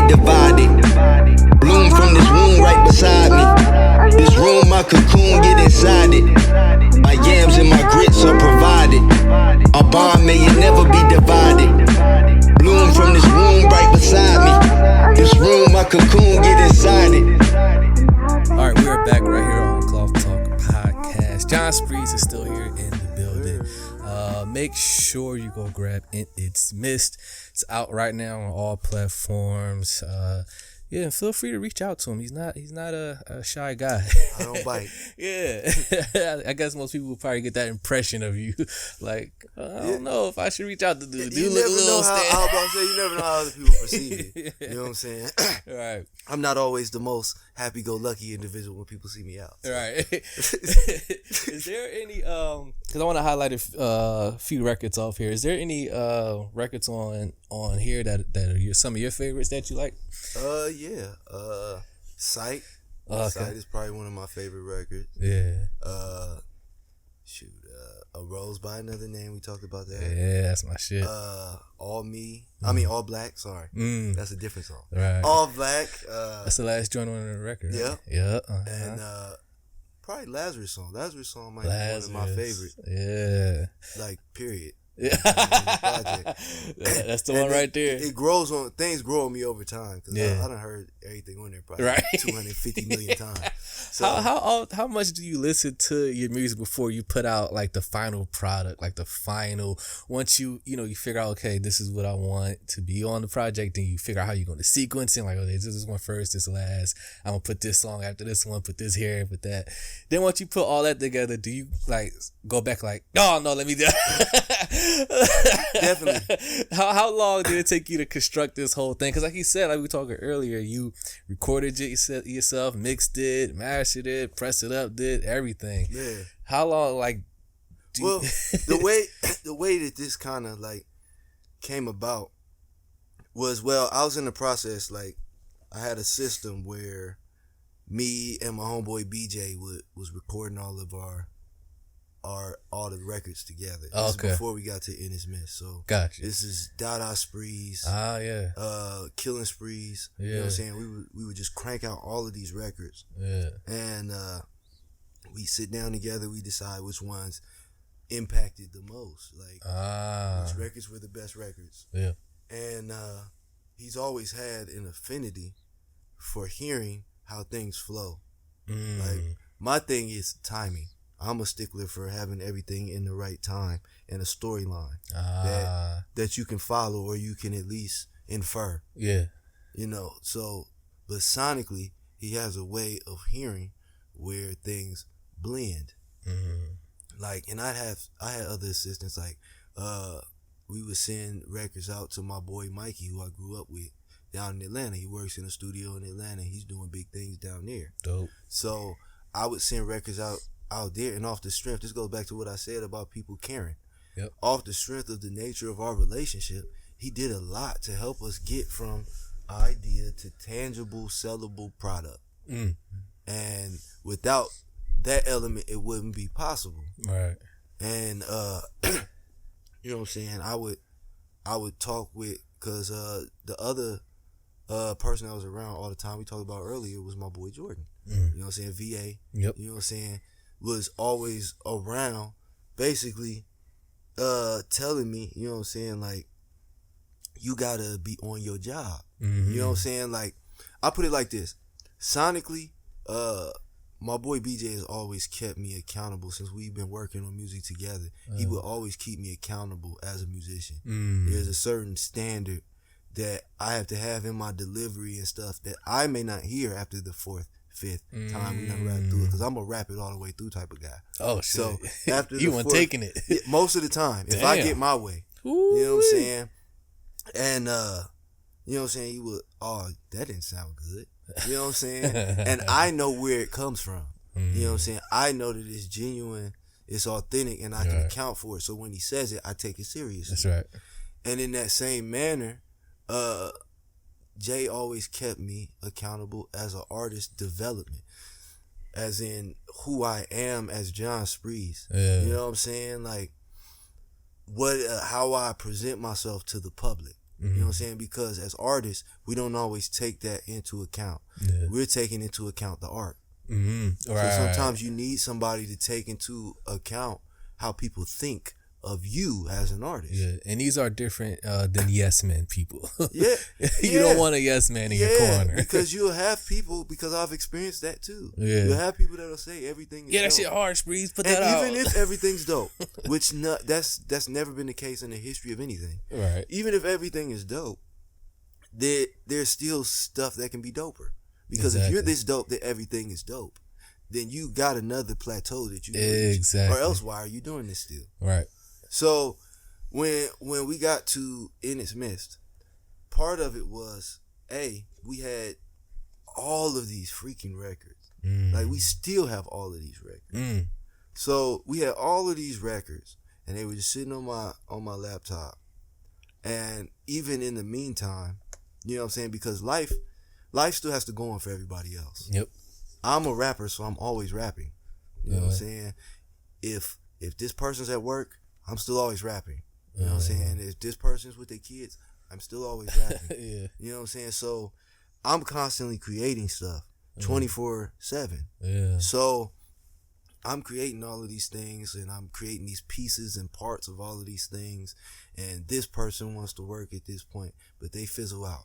Or this person wants to do this at this point, and they fizzle out or disappear. Or things happen in their life where they can't continue. But I still got to continue. Yeah. Because it becomes something for me where it's not only therapeutic, you know what I'm saying? It's a weight. It's a weight now on me. So at the time before InItsMidst was InItsMidst, I had a record that was basically a compilation of the records that we hadn't released from Killing Sprees and Dada Sprees called Hello Summer. And through all of the shit that we were talking about, Right. you know what I'm saying, summer came and went because time doesn't wait. That's You gotta right. Get your shit together. Yeah. So I'm like, oh man, what am I going to do? So, you know, I'm listening to the records, and I took them out to Jay's car. We played them in the car, and I'm hearing them differently in the car than I'm hearing them trapped in this room. You know what I'm saying? The reverb is different. You know what I'm saying? The speakers that we're using is different. They're further apart. So you're hearing a different product than you heard before. Yeah. And I was so disheartened when I heard what the product was at that particular time. Oh, you wasn't happy with it? I wasn't happy at all. Wow. I was actually so disheartened that I was going to scrap it. Really? Yeah. Damn. I was going to scrap it. But you know, like I said, What was it about it that you didn't like? He wasn't in that space anymore. It was just, well, it wasn't even so much of what I was talking about or even how I was talking about it.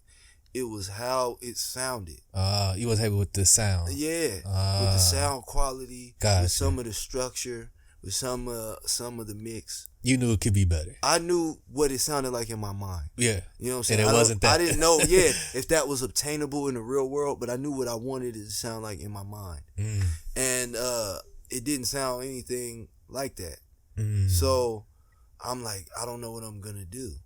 So I like I said, I'm constantly listening to myself. So I'm listening to this stuff, listening to it. Yeah. And I start saying, okay, I can't do anything with this, because over the course of time, I've recorded in so many different places that I don't always have the original stems to songs. And, you know what I'm saying? Somebody, if anything ever comes of this, somebody will be a very rich man. They'll figure out how to get their bread up real fast. Yeah. Oh, I got this 2009 Jon Spreez record up here. They do it like Kanye with the laptop.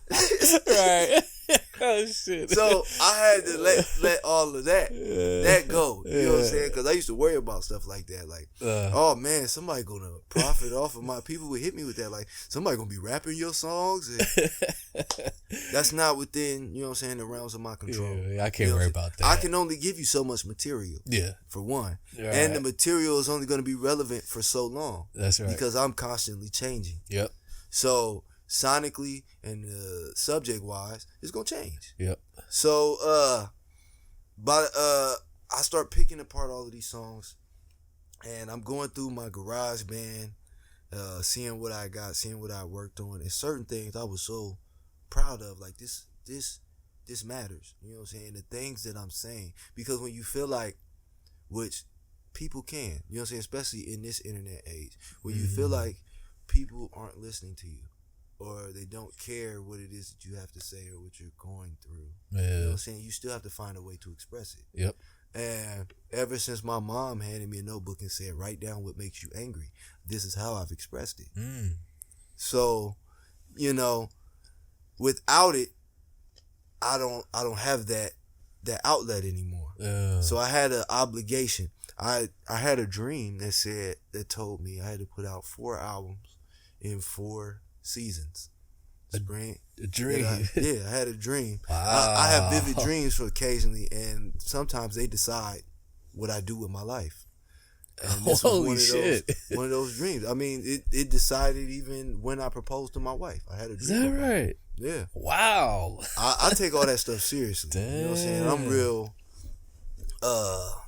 prophetic like. There you go. For lack of a better word, I've said a lot of things and spoke them on myself and others. Damn. Or they manifested.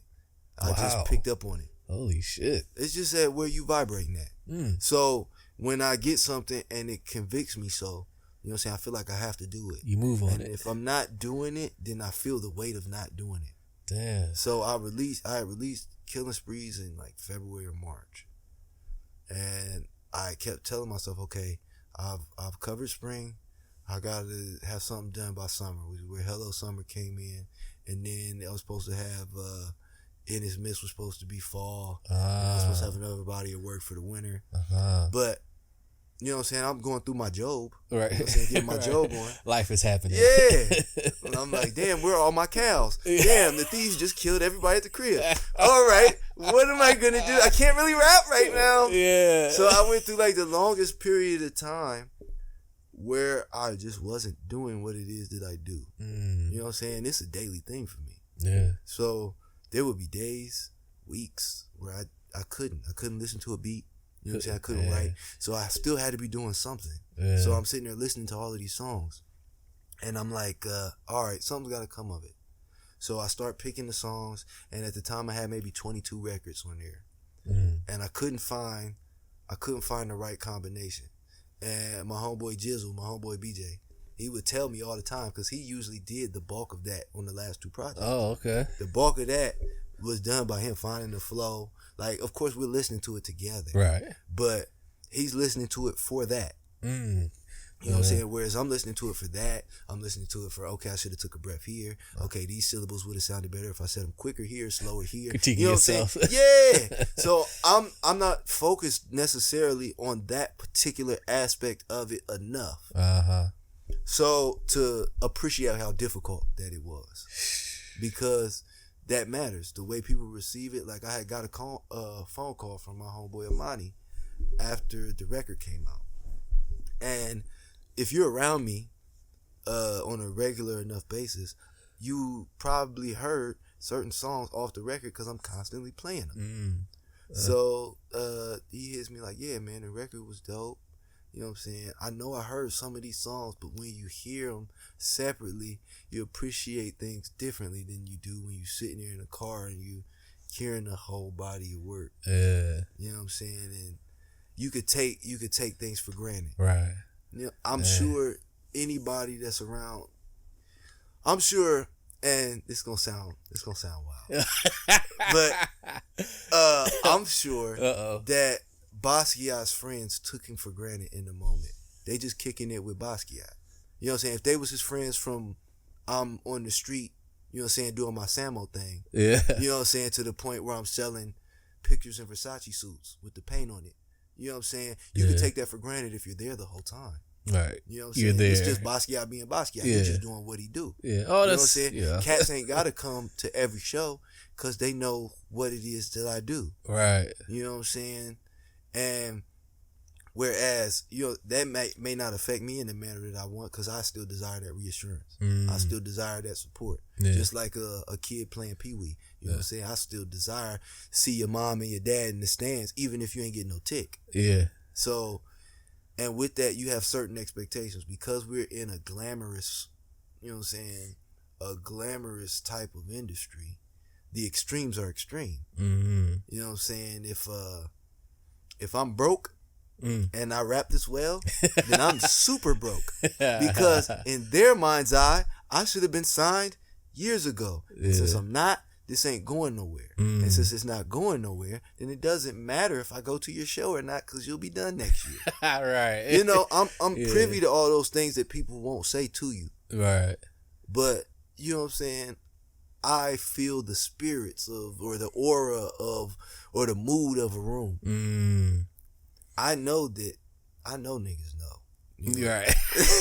I mean, I don't allot myself to not bring it. Right. I don't allow myself, because I have to justify this. I got to justify it to my grandmother, who used to tell me and my uncle when we was watching Rap City in the basement, 93, 94, to turn that racket off. Yeah. Because they didn't understand what it was that we were doing. Yeah. And I'm 3-4 years old, but I knew what it was. I Right. knew that this was something great, and I was experiencing it as it's happening. That's a privilege. Yeah. To live in the time period that I lived in, it's a privilege to have recorded on a cassette with a Casio keyboard on a karaoke machine. To have burnt my beats on CDs. You know what I'm saying? After I tracked them down off of SoundClick, which if you ain't been doing this a long enough time, you don't remember SoundClick. You're sitting there going through 115 beats on an hour amount of time at the library, and I got to take all of these home. That's love. Oh yeah. That's love. Yeah. You know what I'm saying? I haven't made anywhere near enough money to be doing this for any other reason. I got to justify this to my mom. I was sneaking out to go rap. Now you sneak out to go rap? I'd sneak out for a lot of stuff. Particularly in this case, rapping. Yeah. I mean, that's the thing that I love to do, though. Yeah. You know, some cats love hooping.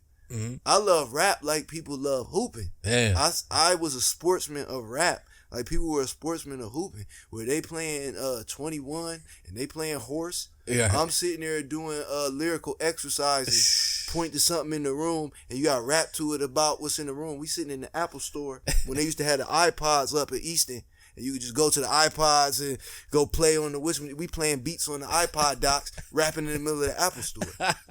That's love. Damn, man. You know? That's love. And if you're not there the whole time, you don't understand the complexity of our relationship. Of why I'm telling you, you know what I'm saying, I think I'm done with this. Right. Of why it bothers me when you go to a show and it's not as packed out as you feel like it should be, because I know the amount of work I've been putting in. It's no different than I'm sure those women in the WNBA field, right, who've been working their whole life, busting ass their whole life. Right. You know what I'm saying? You can't help where you born, what you born, how you circumstances you're born into. Yep. They can't help the state that their league is in. Nope. They can't help that they play a whole championship series and they only get play-by-play game 5. Yep. All they do is they do what they love. Right. Balling. All I know is I can hoop, and this is what I put my time into doing. Yeah. So I'm going to hoop until I can't hoop anymore. Right. Or until I can't rationalize hooping anymore. Yeah. Wow. Because that may come first. Yeah. That's dope, man. Go pick it up. InItsMidst, man. I can't stress it enough. Want to get to some listener questions? Absolutely, possibly. I'll be running my mouth all day. It's so much more we can ramble and talk about, man. Like, I think we covered a lot, though. I do too. I did a lot of talking, so I hope we covered a lot. But that's the Gemini in me. We run our mouth. Gemini in me. Okay, let's see what we got here. For the listeners listening, if you would like to submit your questions for future episodes, hit email. That's clothtalk5@gmail.com. And don't worry, you remain anonymous. I don't put your name or anything out there, so don't worry. So that's that. All right, first question they got for you, Spreez. How does living in Columbus affect your goals? This actually probably something, because you mentioned on one of the records that maybe you should move to Atlanta. I was like, I lived in Atlanta in 96. Okay. My grandfather's side of the family is from Valdosta. So gotcha. When you leave the farm, the big city is Atlanta. So everybody else is down there. Gotcha. And in our family, there are Georgia bakers and there are Columbus bakers. Okay. Not Columbus, Ohio. Sorry, because they in Dayton. Oh, gotcha. You know what I'm saying? Yeah. And like in all families, there are their differences. Mm-hmm. You know what I'm saying? And they're acknowledged. Yeah. So I'll say I always had an affinity for it because it was something that belonged to someone that was of me. When my great grandmother passed away, she had over 100 acres of land. Wow. She was 94. I want to say 94 or something like that. She was born in 1914, so it was like 94 or something like that. Okay. And her husband died while her kids were young. She had 6 boys. She's a woman in the most racist South. Oof. She's a school teacher, and she had saved over $1 million over the course of her lifetime. Damn. This is through Jim Crow. This is through the Klan. This is through civil rights. Wow. This is through, you know what I'm saying, damn near through Reconstruction. 1914 is World War I. Right. You know what I'm saying? Damn. She was born World War I. And she survived, and not only survived, she left something behind for the generations, because now she has generations of offspring. Damn. Without the help of a man. Wow. You know what I'm saying? He can't help when he passed, Yeah. but she can't stop because he did. Yeah. And I'm sure it was charlatans and all type of shiesty men to see a single woman with all of these boys and think I can get my hands on this land that she got here. All right. You know, and she resisted all of that. Damn. And we humans, so we got needs for companionship and company and adult time and alone time. Yep. And I can't imagine isolated on that farm in that time period with no internet and no cell phone. There was one street light on the farm. Damn. Right in front of the house. So at night, there's a big circle of darkness around the house. Damn. You know what I'm saying? There were trailers over there, they had porch lights, and then around those porch lights, there's big circles of darkness. Wow. Who knows what's out there? All right. But she never showed any type of fear in the entire time that I knew her, Wow. which was my whole life. Damn. So just having that, you know what I'm saying, is motivation. And I feel like it's something down there. You know what I'm saying? 1996, I lived in Atlanta. 1996, the same year that I had my first epileptic seizure. Oh, man. You know what I'm saying? A lot happened in Atlanta. Wow. You know? And you desire to be where your roots are, especially as black folks. Yeah. You desire to be where your roots are. And when you feel like, okay, I've done this. I used to fight to get back to Columbus from Dayton. Like, oh, really? yeah, I bust my ass. I gave blood to get here. Damn. Technically, Jesus. I didn't give any blood because I didn't qualify to give the blood, but they had to pay me. You still I got showed paid. up. I waited. But, you know what I'm saying? I would greyhound back and forth constantly because my everything was here. Yeah. I was born there, but I built here. I built everything here. Yeah. So I'm trying to get back to what it is that I'm building. Yeah. And at times the people at home didn't understand that. Yeah. And they may have taken it personally and it may have been hurtful to them. Yeah, I'm sure. The natural inclination is he trying to get away from me. Right, yeah. But I'm trying to find myself. Right. You know Ain't what I'm nothing to saying? do with you. It's a thin line between those things. Yeah. You know what I'm saying? All right. Well, hopefully I answered your question. Yeah. I don't know if I did listeners, at all, actually. I'm pretty sure you did. I don't even know if I was close. But I mentioned the word Columbus. There you go. Well, did they ask how does living in Columbus affect your goals? I think you answered it. So. Yeah, I grew up here. I love this city. There you go. There it is. There it is. That's how I'm going to start answering questions. I love this. All right. Next one. Local collabs. I think you answered that during our whole discussion that you're open to collabing with people. Do you want to expound on it? I don't think you have to. Yeah, I mean, I'm always open, and it's certain people that I desire. Because I'm a fan first. Yeah. I never lost track of the fact that I was a fan long before I ever learned how to do it. Let's drop some names of some Columbus artists you like to collab with that you haven't worked with yet. That I haven't worked While you answer that, I'm going to make sure this camera's still rolling. that I haven't worked with yet is a little more difficult. I know I want to do a record with my boy Wise Nice. That's first and foremost. You know what I'm saying? That's actually the homie, and we've never did a record together. Damn. Yeah. Me and My boy Bizzo, we got records together, but they unreleased. Okay. We trying to work on an EP. Like, I like to work with people that I admire, and usually the people that I admire or that I think of is on par with myself. I've had these discussions with them one-on-one, and we probably have done something at some point. You know what I'm saying? I like to do a record with Bardo. You know what I'm saying? That's the homie. Okay. You know what I'm saying? He done sent me beats. But, you know, life gets in the way. You know what I'm saying? It's people that I look at and I'm like, yo, I really like how you're doing what you're doing and you represent us well. Yeah. You know what I'm saying? My boy Keys, who I mentioned on the record, you know what I'm saying? We went on tour together.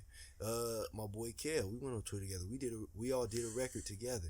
But I wished that we could have done more because I'm a big picture guy. Yeah. You know what I'm saying? I'm not looking at just how something affects the three of us. Right. You know what I'm saying? I'm looking at how it affects all of us. Yeah. Because if you get enough greatness in one place, and we've tipped at it. You know what I'm saying? I've never really been part of those city moments. You know what I'm saying? I got to make my own moments. There you go. And I can't worry about not being a part, because you can get offended. Oh yeah. You can get offended. You can take it personally. Yep. You know what I'm saying? I know that he knows me, and I know the standard of. I know that they know the standard of what I do. Mm-hmm. You know, so if you're searching for answers, you'll start taking things personally that you shouldn't take personally. Yeah. You know, so I had to stop worrying about whether or not people wanted to do a record with me, whether they had time to do a record with me, because I'll reach out. I'll be the first to reach out. All right. You know what I'm saying?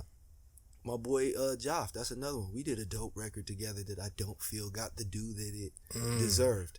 And that's another thing. If things don't get the due that people think that they're gonna get when they come into a situation, they got the tendency to look for and I'm not talking about Joff specifically. Right. I'm just saying people, period. If you're listening. Yeah.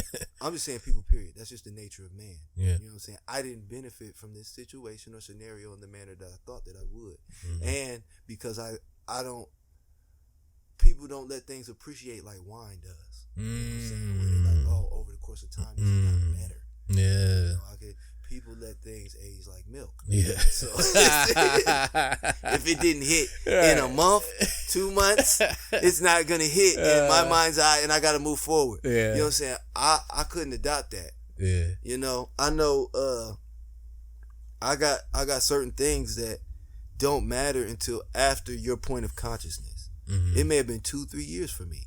Right. You know what I'm saying? You hear something from 2-3 years ago, because I didn't always have access to iTunes and Spotify. There were walls there before. There were gates that we couldn't cross without the right amount of money, the same way that it is in radio. Right. So if people can always pull the I'm unaware card, or people can always find a reason why not. It's easier to find a reason why not than a reason why. Yeah. You know what I'm saying? I'm tired. I don't want to work out. It's easier to find a reason why not than a reason why. Yeah. It's easy to lay down rather than stand up. Yeah. And I want to make the best music possible. Yeah. So if I feel like you're great, I want to be great with you. Yeah. You know what I'm saying? Yeah. I don't got to be greater than you. That's not up to me to decide. Right. You know what I'm saying? That's up to time and reception to decide. But I don't go into it with that ideology. I know that if I'm at the peak of my powers and you're at the peak of your powers, that's still more power than just me at the peak of my powers. Right. That's two people. You know what I'm saying? Goku and Vegeta fuse is still harder than Goku and Vegeta fighting a guy standing next to each other. Right. You know what I'm saying? Like, but in that same breath, this is a competitive sport. Damn right. I do not rap to come in second. That's right. You know what I'm saying? When I put pen to pad, you know what I'm saying? I'm putting pen to pad with the realization that if I fail, then I didn't just fail myself. I failed all of those people who had faith in me and depended on me. So I gotta come with it, no matter if you came with it or not. Yep. You know what I'm saying? Yeah. Dope. Let's see. What will tech do to hip hop in the future? Tech meaning technology. How will you as an artist keep up with it?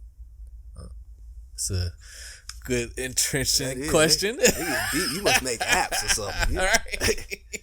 I ain't gonna give you none of mine. You mess around and get rich. People got the tendency to jack my shit and make some money. Political answer. Yeah. Nah, but in reality, it's good and it's bad. You know what I'm saying? We kind of touched on it earlier with the whole from karaoke machine to now. Yep. But it opens doors. That's the first and most important thing that technology does, is it makes the availability of industry and entrepreneurship available to a common man. Whereas I used to have to shuck and jive and try to find an A&R, and I used to have to try to find a record label, and they used to have to try to find a radio station or pay a radio station, because we like to pretend in the radio industry that money don't talk. Because all of the FCC regulations, but money is always talked in every industry. That's the universal language. Yeah. So if I come in with a bag because I'm with this label, and he comes in with talent, you know what I'm saying? Right. He got the bag. I'm not, it's not, as the radio personality, my job is to get the bag for the station. Right. That's why we have a sales department, so we can get the bag for the station. We playing music to get the bag. Exactly. We're not playing music just because we love music, or we wouldn't play the same damn songs every day. Right. So with that being said, it makes certain stuff obsolete, and it opens other doors. I can't hand you a burnt CD anymore. You're going to look at me wild. And that was only 2 years ago that was the main form of it. You don't need it. Crazy. My music's on your phone. You know what I'm saying? Your car may not even have a CD player. Yep. You may be more Bluetooth capable. Right. Plus, you got to worry about it getting scratched and broken and all types of things that are a headache. But with that being said, you got to learn the curve. You can either be too far ahead of it, and then you're a nut, because you're doing stuff that's so far left field that they like, nah, I'm cool in that, bro. Yeah. Or you're behind the curve, and then you're left behind because you're irrelevant. You the old guy screaming at the clouds. Exactly. Why is it the way it used to be? I wish everybody did boom bap rap. Right. You know what I'm saying? I want a boom box. You look goofy with a boom box now. You know what I'm saying? Like, why put that weight on your shoulders? Yeah. And that's in the figurative sense and the literal sense. Yeah. Why put that weight on your shoulders? Right. Why be afraid to move with the tide? I saw something. I'm gonna say this and then I'm gonna move forward. I saw something. This where it come in. Don't steal my ideas. Don't say it then. They probably No. Because you know motherfuckers listening they for them will. ideas. They will. They'll take But that shit and say, they heard but, me. Yo, I said that shit. They heard me say it. They heard me say it. Now they accountable for it. So if they go steal the idea now, everybody knows you stole my idea. Okay. They got these flash drives. Okay. And these flash drives, slim as a credit card, slide right in your wallet. You know what I'm saying? A flash drive that can hold imagery, that you don't just have the imagery in file form. You can actually put imagery on the flash drive. But see, even that is behind because we moved from USB to USB-C. That's not available to the common man yet. Not at a common man's price. We just now getting to a phase where I can buy 100 flash drives and hand them out at the club. Right. You know what I'm saying? Before that, we was at a phase where if you bought 100 flash drives, they better pay for these flash drives because you can't afford to take the loss. Right. But as technology shifts, things that are on the way out become cheaper. Yeah. So now everybody's on Spotify. Yep. It used to be niche to be like, yeah, I'm on Spotify. That means off top, you're a professional. Yeah. Like, now it on just Spotify? means, yes. Now it just means you work with a distributor. Right. You know what I'm saying? That's all that means. So I can't look at that as a measuring stick of the quality of your artistry. Now I have to take the time to listen to it. Yep. Which we are in a time period where we ain't got a lot of it. Oh yeah. Or the attention span. That's really what it is. We don't have a lot of attention span. Yep. A 4-minute video. You know what I'm saying? It's It like could be forever. something as entertaining as porn. Any porno longer than 10 minutes, I ain't got time for it. What is all this conversation? You showing walking to the house? Like, okay, we get it, bro. This Like, dialogue. I can't be in this room this long. Will you hurry up? Like, But that's everything in life. You know what I'm saying? That's just an anecdote, but that's everything in life. You go to the grocery store. I went to Kroger, and the good Krogers, because we got good grocery stores in Columbus and we got bad grocery stores, and they're the same brand, same grocery store. You got good Walmart, bad Walmart, good Kroger, good bad Kroger, and they're usually determined by the amount of white people that live by the grocery store. So you go out to one of those good grocery stores like Gahanna, okay, Canal. They got these scanners when you walk into the door. And if I was a cashier, this would piss me off. They got these scanners, a whole rack of scanners. And they got a whole rack of bags. You just grab the bags, you grab the scanner. As you're picking things up in the store, you scan it, you put it in the bag. So by the time you have made it through every aisle in the store, you've wrung out all of your groceries. And you've bagged all of your groceries. So the 14, 15-year-old that would have been doing that job for you, you know what I'm saying, he's not necessary. The only thing that he really needs to do is make sure I don't steal. That's his only job now. He's pretty much security. Yeah. And that's a whole different job description and amount of responsibility than it was before. So I can pay you less. I can afford to be like, and it shifted when they had McDonald's workers asking for a livable wage. Let's be real about it. I ain't even gonna say what the amount of money is, because that's what capitalists do to undercut poor people's desires. They'll say something like, "Oh, you asking for $15 to work at McDonald's?" Yeah. Not taking into account I still work 8 hours a day, so I still only have 24 hours, and I still gotta have a place to live, and I still gotta have food to eat, and your fat ass still wants McDonald's. Right. So until you stop going to McDonald's, you know what I'm saying, there's gonna be a need. Yep. And you're gonna want somebody to fill that need. We used to make fun of Mexican people, even black people. We used to make fun of him and tease him like, "Oh, he'll do anything for me. Yeah. He'll work anywhere. It's 50 of them in an apartment." And now, you know what I'm saying, you fuck around and you need a job from him because he did that long enough. You know what I'm saying? 50 people in a $400 apartment is what, $20, $1 a piece. Everybody put up $1. They stack it and they put so much money away. We're sharing groceries. Yeah. We're sharing in the bills. We all got cable. We all got internet. So now we got access to being more than we were before. And don't nobody know how to build a house better than me, because I've been building a house for nothing for years. I've been doing roofing and landscaping for nothing for years.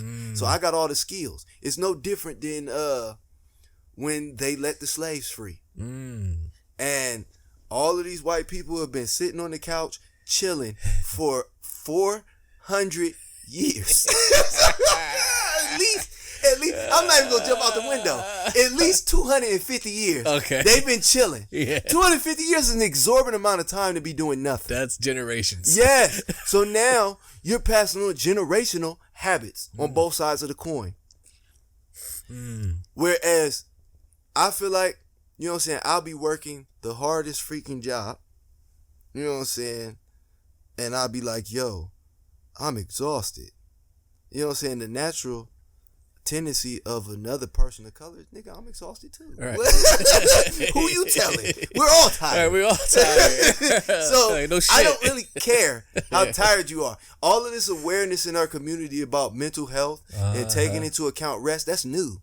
That was not available the generation before us. Nope. You know what I'm saying? There's stuff that maybe my father and my uncle and my grandfather, that they can't freely express because they were binded by the expectations of society for so long. And a lot of those expectations were passed to us from slavery. So that entitlement we were talking about with the Popeyes, that's her fault, but it's not all her fault. Nope. Because there was a time when them niggas had to go get the chicken. Flat out. They had to go get the chicken. When she said, nigga, get the chicken, they had to jump and get the chicken. So now, when she's sitting there and she's outside of her element, and she's been told all of these years, them niggas is supposed to do for you. You know what I'm saying? And it's even different. It's even more of a culture shock for a woman. It's a white woman specifically. Gotcha. You know what I'm saying? Because our women got the hardest bag to carry of anybody, anywhere, at any time. And that's just brass tacks facts. I grew up with a single mother. I saw the tears and the fears, and some of those were impressed upon me. So, you know what I'm saying, I look at women with a certain admiration. Yep. But I'm still a man. Right. Man, when I grew up and I just looked back like, yo, my mom did so much shit. Like, you don't realize it coming up, but when you get older, it's like, oh, shit. And then imagine all the shit that we were giving them. You know what I'm saying? I was like, you don't even know the half that this woman is going through, what she's doing to provide. I'm sitting here talking about sneaking out. Man. You know what I'm saying? And we go back to that, to the things passed from slavery. Your son is missing in the middle of the night. And anything in the world can take him away. You know what I'm saying? It could be another black man. Mm-hmm. It could be a police officer. It could be a white person having a bad day. Mm. It could be any number of things that can make it so your son never comes home. Yeah. But as the son, you're not thinking about that. You're trying to find out what manhood's about. Yeah. And in your mind, she can't teach you that, which is true. She can't. No. She's never had to experience that aspect. She's had to carry the weight of manhood, but she's never had to be a man. Can't do it. So the expectations are different. Yep. People will look at her and they'll empathize. Oh, you don't have a job. You know what I'm saying? And that's not to say that it's easier, but it is to say that it's different. Mm-hmm. They will look at her and they'll be like, you don't have a job. You know what I'm saying? Why didn't that man do what he was supposed to do to care for you? That's not all people, but that's some people. That's a portion of society. Yeah. And that portion matters. Mm-hmm. And that portion coming from that reflects on how you view yourself as a man. Yeah. Okay, there's things that I got to do for not only myself, but for this woman that lives here. This woman that I hold in high esteem because I know how hard she has it. Yep. You know what I'm saying? That's why feminism to me ain't a black issue. Mm. That's not a black man, black woman's issue. Yeah, that's how they try to push a narrative. Yeah, our issue is much greater. Yeah. You know what I'm saying? Yeah. She's mad because this man has had the world. You know what I'm saying? He's literally had the world. And he's treated her disposably for generations. Yeah. Girl, stay in the house. You ain't got no reason to vote. You wear that dress down to your ankles because I said so. I don't want him looking at you. Yep. You know?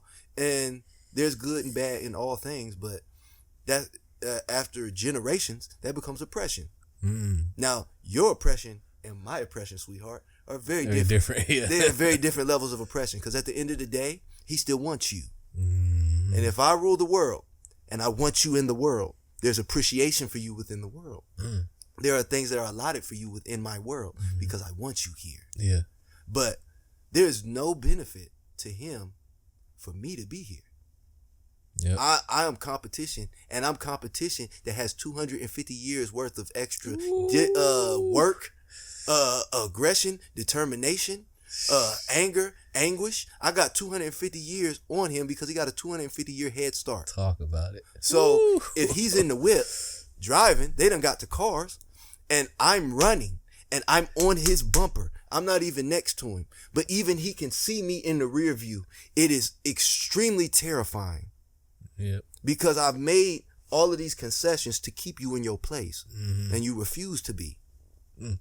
And some of that's due to her diligence, back to the mother thing, because they instill that in you. Yeah. Okay, this world don't belong to you, baby. You got to do this, this, and this to live.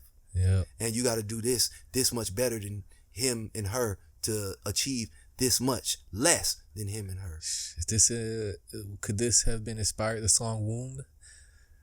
It's sort of. More so what inspires Womb is my wife. Because I believe in the spiritual connection of woman and man. Mm. That's why I say that feminism ain't a black woman's issue. Right. Because we are so intertwined. Yeah. You know what I'm saying? She nurtures me as a man. Yeah. And as a man in a cold world, nurture is extremely rare, so it's extremely valuable. Yeah. There's expectations on you to be tough, even when you're not. Yeah. Even when you feel like it's hard to be. Yeah. So being able to lay on somebody, or be held by somebody, or be embraced by somebody, those things aren't always allotted to us. So when you have it, you want to hold on to it. Yeah. You know what I'm saying? Yams and grits are hearty food. You feel it in the gut. Yeah. You know what I'm saying? You eat enough grits, you fall asleep on the couch. Yeah, he said they always stay provided. Butter and cheese. Yeah. You know what I'm saying? It's always been at the table. Yeah. You know what I'm saying? Even if we are misunderstanding each other. She may know that I love her. I may know that she loves me. But the way that I communicate that love, the way that she communicates that love may be vastly different. And it may be detrimental to the other if we keep misunderstanding it. Yes. So, you know, the women in my life, period, are my biggest muses. Like great artists. You know, you find a muse and she inspires you. You know, things that she does, things that she does inspire me. The way that she deals with our children when it looks like it's just natural, that it's innate. You know, one of my babies was 9 pounds when they came out. I watched both my kids come into the world. Woo. I watched. Did you pass out? No. Beautiful thing. No, it wasn't even like Other than that. It wasn't one of those things because, you know, they would talk, I cried. Yeah, people had all these exaggerated stories. It's one of the hardest, like not hardest and difficult, but hard, like gangster. It's one of the most gangster things I've seen in my life. She didn't take no drugs. Damn. She didn't take no drugs. Natural birth. She pushed through it. God and damn. You know, when somebody in so much pain that you can see them tremble, when they shiver, you know what I'm saying? Like, to get through the level of pain that she got through the first time, to do it a second time. You know what I'm saying? God. That's admirable. Man. And any real man is going to be able to look at that and say, I got to take a back seat to this. You're right. I can't do anything comparable in this moment. Yeah, it's not my place. I can't even. Not to say that my job is easy. Exactly. Because whereas she had to carry them, I had to carry her. There you go. You know what I'm saying? Yep. She would go through things emotionally that she may have not been able to convey in a language that I could understand. Or even understand what was happening to her as it was a new experience. So when you got the tendency of confusion, and women are emotional creatures anyway, you get emotional reactions. Yeah, I got to be able to check myself as a man and be like, I can't react emotionally to this. Right. She don't need that right now. Yeah. I got to wait until another time to tell her that I was hurt by something that she said. Because now ain't the time. Yeah. I got to sacrifice. Yep. And like, she's like, I always see her at your shows and stuff. Like, she supports you, and like, you got most of these women like, when you still rapping? When you gonna stop? Like, she support you. I've been lucky enough to know a vast array and type of women. And you know what I'm saying? That's not even just on a relationship type of experience. Yeah. That's just knowing you, spending time with you. When you raised by a woman, you can empathize with women easier than a man that wasn't, or that didn't spend much time with his mom at all. Because you talking about hard. Woo. You know what I'm saying? That'll make you hard. Because she teaches you that when it's appropriate to be soft from a woman's perspective. When you allowed to be weak from a woman's perspective. Right. You know what I'm saying? So with that being said, I was blessed enough to be with a lot of type of women. Dominant women, women that were less dominant and more malleable, women that were mild-mannered and meek, women that spoke their mind and were self-assured. You know what I'm saying? They're as vast and different as we are, even though we have these commonalities. So with that being said, there are certain qualities that you know in a good woman. Right. You know, I always decided the women that I was going to pursue as being my woman, or the woman that was my life partner. There would always be a moment or a test that would come up to show where we stand. You know what I'm saying? I was talking with one chick, and I was getting ready to go off to college. So she calls me and she talking about, I can't do a long distance relationship and all of this changes too much. Now, mind you, she's staying where she's at. I'm leaving. So all of the change that she's speaking of, I'm experiencing it. Yeah. You know what I'm saying? You get to wake up in the same bed. I was homesick as hell when I first got to Wilberforce. Like, I got physically ill. Oh, shit. Yeah, and I ain't never been that tight. Yeah. But it was such a drastically new experience. And you can't just go back to Columbus. All right. So with that being said, when that came up, I was like, oh, yeah. She wasn't it. You know what I'm saying? It hurt, but she wasn't it. All right. You know what I'm saying? And then a woman would come along and another great loss or great change would come about, and how she dealt with it directly determined. I've only had 3 women that I've considered my girlfriend. or my partner. Yeah. And all of them were around in a moment of great turbulence or change. You know what I'm saying? And in that moment, they may have handled it well. Yeah. But I changed, just like everybody else, over the course of time. So as far as somebody being able to adapt and willing to unconditionally try. That's the hardest thing to do. Because everybody has a breaking point. Yeah. And there were times where I'm sure that I pressed her close to it. Because there were times that I felt like I couldn't do it anymore. And if that's the case for me, and I'm the one that asked you, imagine how it feels to be the person that was asked. You in the passenger seat of the situation because you agreed to get in the car. So it's hard to be the passenger and you go into a direction and you don't know what direction you're going. So you sitting there and you like, hey, wasn't you supposed to make a left back there? And as the driver, you sitting there like, I know where the hell I'm going. Don't tell me where I'm going. You know what I'm saying? Marriage is just like that. You know what I'm saying? Sometimes we just along for the ride and we telling jokes and we laughing and it's funny. But when we get through the argument and I'm sitting in the car driving and she still don't know where we going. And she looking at me like, did this Negro just say what I thought he said to me? She still has to decide to stay in the car. Exactly. You know what I'm saying? And plenty of people stopped seeing the potential in me and jumped out the car. Yeah. And she hasn't. All right. You know what I'm saying? Through all of the things that I told you when I was at an extremely low point. Stuck by your side. Yeah, she stayed. She wasn't always happy about what she was staying in. Point is, she stayed. The action is greater than, you know what I'm saying? Shout out to Mika, man. Yeah, definitely. Let's shout her out, man. Definitely. You know what I'm saying? Dope, man. It's not a woman built. There's not a lot of women built like that. There's not a lot of women that is built for long term. Yeah. Because it's one thing to be down for a person early on, even in the middle. It's one thing to be down for them. We've been married almost 6 years. Before that, we was together for 2-3 years. Okay. That's similar to me and Whitney. We're married for 5 and we've been together a decade total. Yeah. It's been about 9 years, 8-9 years, something like that. Yeah. So the person that I was when she met me and when she was like, oh, I like him, isn't the person that I was a year after that. Yeah. And it definitely isn't the person that I am going into 2020. Exactly. So, you know, you have to look past the initial attractions. The initial things that attracted her to me may not be present anymore. Exactly. Because life can wear at you. Oh, yeah. Even a stone, you put enough water against it, you work a hole right through a stone. Mm-hmm. So she had to decide that this iteration of Jonathan is an iteration that's worth staying with. And thus far, she did decide. Yeah. And I've never been the type that can't appreciate that. Hell yeah. It's dope. I see you got the shirt there. That I see you displaying that on IG. I'm just playing.